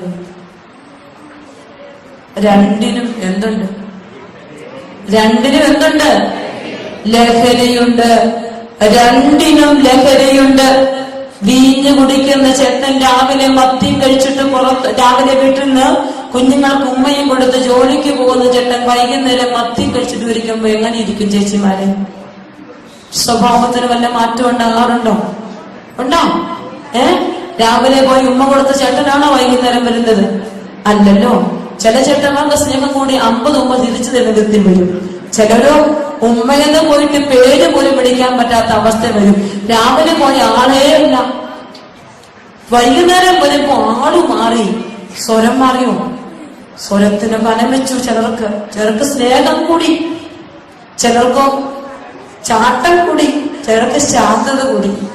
ഞാനൊരു കൊച്ചിനോട് പറഞ്ഞതാണ്, സിസ്റ്ററെ പപ്പ കുടിച്ചിട്ട് വരുന്നതായി എനിക്ക് ഒത്തിരി ഇഷ്ടം. ഞാൻ ചോദിച്ചു, അതിനോട് നീ അങ്ങനെ പറഞ്ഞേ? അതെന്നാന്നോ, പപ്പ കുടിച്ചിട്ട് വന്ന നെയ്യപ്പം കൊണ്ട് വരും, അതെനിക്ക് ഭയങ്കര ഇഷ്ടം. ഒരു നുണ ഞാൻ പറഞ്ഞല്ല. പിന്നെ നമ്മള് പറഞ്ഞു, പപ്പ കുടിച്ചിട്ട് വന്ന കഴിക്കാൻ പൊക്കൂടെന്ന് ചോദിച്ചാൽ പപ്പ പറയും പൊക്കോളാം. ആ 2 കാര്യം കൊണ്ട് ഞാൻ പ്രാർത്ഥിക്കുന്നുണ്ട്, പപ്പാടെ കൂടി നിൽക്കല്ലേ എന്നാണ് പ്രാർത്ഥിച്ചുകൊണ്ടിരിക്കുന്നത്. അമ്മ എന്ത് പ്രാർത്ഥിക്കുവാണ്? അപ്പന്റെ കൂടി നിൽക്കണേ. ചെന്ന് പ്രാർത്ഥിക്കുന്നു, നെയ്യപ്പോ കളിയും. ഒരു നുണയല്ലോടെ അതിശയത്തിന് ഞാൻ അത് കേട്ട് ഒത്തിരി ചിരിച്ചോണ്ട് ഇപ്പൊ എനിക്ക് ചിരി വന്നതാണ്. അപ്പോ അങ്ങനെ കൊണ്ട് ചില ചേട്ടന്മാര് കടുകിയെപ്പോലെ കീറിക്കൊണ്ട് വരുമ്പോ എനിക്കൊരു മേലിച്ചേച്ചിയുണ്ട്. മേലിച്ചേച്ചിയുടെ സാബു ചേട്ടൻ വരുമ്പുണ്ടല്ലോ, ചേച്ചി 5 കിലോ അരി വെച്ച് വെക്കണം. 5 കിലോ അരി ചേച്ചി വെച്ച് വെക്കണം. ചേട്ടൻ വരുമ്പോ ചോറ് വിളമ്പടി വിളമ്പും, ഒറ്റയേറോ അടുത്ത പാത്രം വിളമ്പടി. ആ കാലത്തിന്റെ മുഴുവൻ അരിയും തീരുന്നിടം വരെ, ചോറ് തീരുന്നിടം വരെ ചേച്ചി വിളമ്പിക്കൊണ്ടിരിക്കും. അതെടുത്ത് മുഴുവൻ മുറ്റത്തേക്ക് തൂകിയെറിയുമ്പോ 2 പെൺകുട്ടികളുണ്ട്. ആ 2 പെൺകുട്ടികളും വാവിട്ട് നിലവിളിച്ച് കരഞ്ഞ് കട്ടിന്റെ കീഴിൽ കയറി ഒളിക്കും. ചേച്ചി സങ്കടപ്പെട്ട് കരയിൽ നിങ്ങൾക്ക് കൊടുക്കാൻ ഒന്നുമില്ല. ചേട്ടൻ വരാതെ കലത്തിന്റെ മൂടി തുറക്കാൻ അവകാശമില്ല. അങ്ങനെ ഒരു ചേട്ടനാ സാബു ചേട്ടൻ. പ്രിയപ്പെട്ടവരെ, ഈ ചേച്ചിയുണ്ടല്ലോ, ചേച്ചിനെ അടിച്ചടിച്ച് ചേട്ടൻ തകർക്കും, അടിച്ചു തകർക്കും ചേട്ടൻ. പാവം ചേച്ചി, എനിക്ക് ആ ചേച്ചി വ്യക്തമായിട്ടറിയാം. ഇന്ന് ചേച്ചി ഉണ്ടല്ലോ, ഒരു കുഞ്ഞു കാര്യം പ്രാർത്ഥിച്ച സ്വർഗം കൊടുക്കും.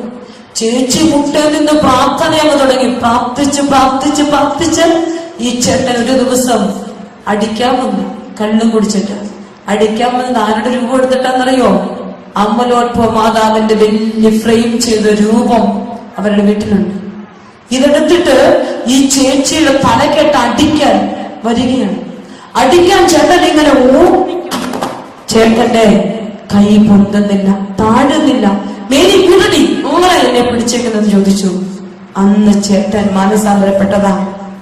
വേറെ ആരുമില്ല എന്റെ കോളേജിൽ അടിക്കാൻ വരുന്ന എന്റെ മേരി ചേച്ചിയുടെ സാബു ചേട്ടന്റെ കാര്യമാണ് ഞാൻ നിങ്ങളോട് പറഞ്ഞേ. ഇന്ന് ആ കുടുംബം സ്വർഗം പോലെയാ. ഒരുമിച്ച് ഭക്ഷിക്കും, ഒരുമിച്ച് പ്രാർത്ഥിക്കും. ചേച്ചി ഒന്ന് മുട്ടയിൽ നിന്ന് കൈ വിരിച്ച് ജപമാല ചൊല്ലി പ്രാർത്ഥിച്ചപ്പോ ചേട്ടന്റെ സ്വഭാവത്തിന് ആര് മാറ്റം കൊടുത്തു? സ്വർഗം മാറ്റം കൊടുത്തു. മക്കളെ, മാറ്റാൻ പറ്റാത്തതൊന്നും ജപമാലയ്ക്കില്ല. എനിക്ക് പറഞ്ഞു വെക്കുമ്പോ പരിശുദ്ധാത്മാവിനെ കുറിച്ച് പറഞ്ഞു വെക്കുമ്പോ ഒറ്റ കാര്യം കുറിച്ച് നിങ്ങൾ അമ്മയുടെ മക്കളാ. അതുകൊണ്ട് ജപമാല ചൊല്ലി പ്രാർത്ഥിക്കണം. ഇന്ന് രാവിലെ ഇവിടെ നിന്ന് പോകുമ്പോ ഫോണിൽ വാട്സപ്പിൽ ടെസ്റ്റിമണി വന്നു. ഞാൻ കുറച്ചു നാളിങ്ങനെ വയ്യാണ്ടൊക്കെ ഇരുന്ന സമയം, ആ സമയത്തൊന്നും എനിക്ക് ഫോൺ എടുക്കാൻ പറ്റും. അപ്പൊ ഞാൻ അവരോടൊക്കെ പറയാം എനിക്ക് മെസ്സേജ് ചെയ്യുന്നു. അങ്ങനെ ഒരു കുടുംബത്തിന് ഒരു ചേച്ചിയുടെ ഹസ്ബൻഡ് ഷാർജയിലായിരുന്നു. 4 മാസമായിട്ട് ജോലി നഷ്ടപ്പെട്ടു കഴിഞ്ഞപ്പോ സങ്കടം കൊണ്ട് ആരോ നമ്പർ കൊടുത്തിട്ട് എന്നെ വിളിച്ചത്. അപ്പൊ ഞാൻ പറഞ്ഞ ഫോണിൽ സംസാരിക്കണം, മെസ്സേജ് അയക്കാൻ. അപ്പൊ ഞാൻ തിരിച്ചവർക്കൊരു മെസ്സേജ് അയച്ചു, ചേച്ചി പറ്റുമെങ്കിൽ ഇന്ന് മുതൽ ചേച്ചിയും ചേട്ടനും ഒരുമിച്ച് മുട്ടനിക്കണം. ജപമാല എടുത്ത് ചൊല്ലി പ്രാർത്ഥിച്ചു ചേച്ചി. 42 ദിവസത്തിനുള്ളിൽ ചേച്ചിയുടെ ചേട്ടന് ഈശോ ജോലി കൊടുക്കും. ഇന്ന് രാവിലത്തെ ടെസ്റ്റിമണിയാ. സംശയമുള്ളവരുണ്ടെങ്കിൽ ഇറങ്ങി വന്നാൽ കറക്റ്റായിട്ട് ഞാൻ കാണിച്ചു തരും. എന്റെ വാട്സപ്പിൽ ഞാൻ അങ്ങോട്ട് പോയപ്പോ ഞാൻ വായിച്ചതിന്റെ രാത്രി ചേച്ചി കുത്തിപ്പിടിച്ചിട്ട് എഴുതിയിരിക്കുകയാണ്.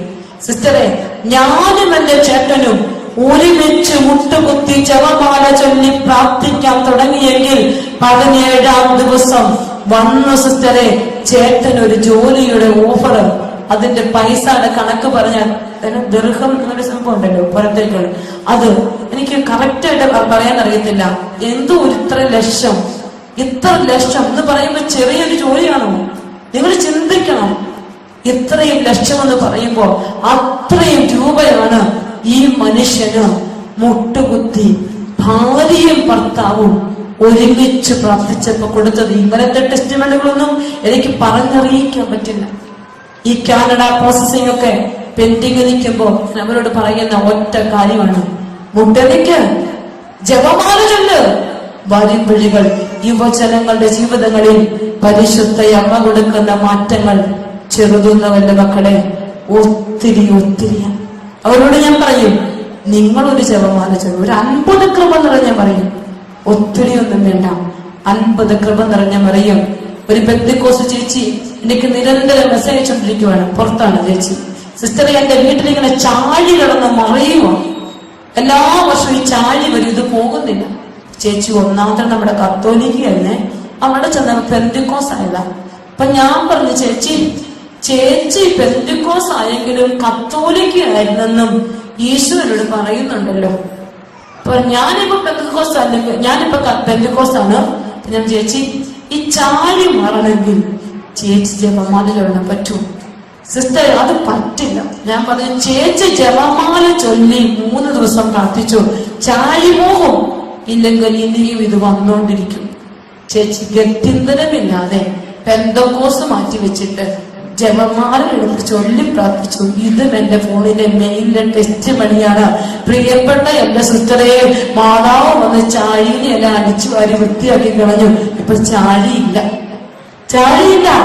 ഇതെന്റെ ഒരു ടെക്നിക്കാണ്. ഞാൻ പ്രത്യേകിച്ച് യാക്കോബിറ്റ് സഭയിലും മോത്രോ സഭയിലൊക്കെ പോകുമ്പോ ഞാൻ അവരോട് അവർക്ക് കൊന്തയൊന്നുമില്ലല്ലോ. അപ്പൊ ഞാൻ അവരോട് പറയും, അവർക്ക് എനിക്ക് ഒത്തിരി മെസ്സേജുകൾ അയക്കും ആളുകൾ. ഞാൻ അവരോട് പറയും, നിങ്ങൾ കൊന്ത ചെല്ലണമെന്ന് ഞാൻ പറയില്ല, പക്ഷെ കൃപ നിറഞ്ഞ മറിയമേ എന്നൊരു പ്രാർത്ഥന, ആ പ്രാർത്ഥന ഒരു 50 തവണ ഒന്ന് ചൊല്ലിയേക്കാവോ? ചൊല്ലി എന്തായത്? അത് കൊന്തയായി. അപ്പോ അവരൊരു കൊന്തയെ ചൊല്ലി അവരുടെ കാര്യം സാധിക്കും. എത്ര പേരെ മാർത്തോമാക്കാര് ഇവരെ കൊണ്ടെല്ലാം ഞാൻ ഇങ്ങനെ പരിശുദ്ധ അമ്മയുടെ ജപമാല ചൊല്ലിപ്പിക്കും. നമുക്കൊരു നിധി കിട്ടിയിട്ടുണ്ട് ഈ കുടുംബത്തില്. ഈ ഇടവകയിൽ വീണ്ടും ഞാൻ പറയാണ്, പല കുടുംബങ്ങളിലും ജപമാലയില്ല. അത് മാത്രമല്ല, ഒരുമിച്ച് ചൊല്ലുന്നുമില്ല. ജോലിയില്ലെന്നും മക്കൾ വഴിതെറ്റി പോകുന്നെന്നും പണമില്ലെന്നും നിങ്ങൾ കരയുമ്പോ ഉത്തരവാദികൾ നിങ്ങൾ മാത്രം മറക്കരുത്. ജപമാല ഒരുമിച്ച് ചൊല്ല്. എത്ര തിരക്കുണ്ടെങ്കിലും ജപമാല ചൊല്ലി പ്രാർത്ഥിക്കും. പ്രിയപ്പെട്ട മക്കളെ, കർത്താവ് ഒലിവെണ്ണയുടെ അഭിഷേകം എനിക്കും ഇപ്പോൾ പരിശുദ്ധാത്മാവ് ഈ ഭൂമിയിലേക്ക് പെന്തക്കോസ്ത് ദിനത്തിൽ ആഗതമായപ്പോ അവരുടെ മധ്യത്തിൽ ആരിരുന്നു? ശിശുരുടെ മധ്യത്തിൽ ആരുണ്ടായിരുന്നു? പരിശുദ്ധയമ്മ. പരിശുദ്ധാത്മാവിനെ കുറിച്ച് പറയുമ്പോൾ, ഒലിവെണ്ണയുടെ അഭിഷേകത്തെ കുറിച്ച് പങ്കുവയ്ക്കുമ്പോ അതിന്റെ നടുവിൽ ആര് നിൽക്കണം? പരിശുദ്ധയമ്മ. പുതിയ നിയമത്തിൽ ആദ്യമായി പരിശുദ്ധമാ നിറഞ്ഞ ഏക വ്യക്തിയാണ് ആര്? പരിശുദ്ധയമ്മ. ലൂക്ക 1:35. എന്താണ്? അത്യുന്നതന്റെ ശക്തി എന്റെ മേൽ ആവസിക്കും. പ്രിയപ്പെട്ട മക്കളെ, അപ്പോൾ പരിശുദ്ധ അഭിഷേകം എന്റെ ജീവിതത്തിൽ കിട്ടണമെങ്കിൽ ഞാൻ എന്ത് ചെയ്യണം? ജപമാല എടുത്ത് ചൊല്ലി ചൊല്ലി ചൊല്ലി പ്രാർത്ഥിക്കണം. അമ്മയോടൊന്ന് പ്രാർത്ഥിച്ച് തുടങ്ങിക്കേ. അമ്മയുടെ മക്കളായി നിങ്ങൾ മാറിക്കേ. എന്റെ ജീവിതത്തിൽ ഒത്തിരി അനുഭവങ്ങളാണ് എനിക്ക് ഈ മേഖലയില് ജപമാല ചൊല്ലി പ്രാർത്ഥിക്കുമ്പോ അമ്മ തരുന്ന അനുഗ്രഹങ്ങൾ. ദൈവജനമേ, നമ്മൾ തുടങ്ങിയത് സങ്കീർത്തനം 80:3. ദൈവമേ, ഞങ്ങളെ പുനരുദ്ധരിക്കണമേ. പിന്നെ എന്ത് പറയും? അങ്ങയുടെ മുഖം പ്രകാശിക്കട്ടെ, ഞങ്ങൾ രക്ഷ പ്രാപിക്കട്ടെ. അപ്പൊ കർത്താവിന്റെ ഈ വലിയ ദൈവകൃപ നിറഞ്ഞു നിൽക്കുന്ന ഈ ആലയത്തിൽ നമ്മൾ ഒരുമിച്ച് ഇരിക്കുമ്പോൾ ഞാൻ നിങ്ങളോട് പറഞ്ഞു, ജീവിതത്തിൽ എവിടെയെങ്കിലും ഷേപ്പ് നഷ്ടപ്പെട്ടു പോയിട്ടുണ്ടെങ്കിൽ എന്തൊക്കെ ചെയ്യണം? വചനം വായിക്കണം, കുർബാനയിൽ പങ്കെടുക്കണം, പിന്നെ പരിശുദ്ധാത്മാവിന്റെ നിറവ് വേണം. അതിനെന്ത് ചെയ്യണം? പരിശുദ്ധാത്മ നിറവ് കിട്ടാൻ എന്ത് ചെയ്യണം? ജപമാല ചൊല്ലി ചൊല്ലി ചൊല്ലി പ്രാർത്ഥിച്ച് അമ്മയുടെ മടികളിലിരുന്നാൽ അനുഗ്രഹങ്ങൾ നിങ്ങളെ തേടി വരും. പ്രിയപ്പെട്ട മക്കളെ, ഈ ഇടവകയിലേക്ക് വന്ന് 2 ദിവസം കർത്താവിന്റെ വചനം പങ്കുവയ്ക്കാൻ ഈശോ തന്ന ഗത്തിന് നന്ദി പറയുകയാണ്. എന്നെ ഇങ്ങോട്ട് വിളിച്ച അച്ഛനും ഈ പള്ളിയുടെ ട്രസ്റ്റി, കമ്മിറ്റി അംഗങ്ങൾ, സെക്രട്ടറി എല്ലാവർക്കും, ഒപ്പം എല്ലാ ദൈവജനത്തിനും നന്ദി പറയുന്നു. എന്റെ പ്രാർത്ഥനയില് എന്തായാലും കുറെ ദിവസങ്ങളിലേക്ക്, എന്നേക്കുമെന്ന് പറയാൻ എനിക്ക് പറ്റില്ല, കുറെ ദിവസങ്ങളിലേക്ക് നിങ്ങളെല്ലാം ഞാൻ ഓർക്കും. വല്ലപ്പോഴും നിങ്ങളുടെ പ്രാർത്ഥനയില് എന്നെ ഒന്ന് ഓർക്കണം. കുറെ ചേച്ചിമാര് ശാലോ ടിവിയിലൊക്കെ എന്നെ കാണുന്നവരുണ്ട്. അപ്പൊ തീർച്ചയായിട്ടും അത് കാണാൻ മുതൽ കർത്താവെ ഈ സിസ്റ്ററെ ഒന്ന് അനുഗ്രഹിച്ചേക്കണേന്ന് ഒന്ന് പ്രാർത്ഥിച്ചേക്കണം. അപ്പൊ ഈശോ നിങ്ങളെല്ലാവരെയും അനുഗ്രഹിക്കട്ടെ.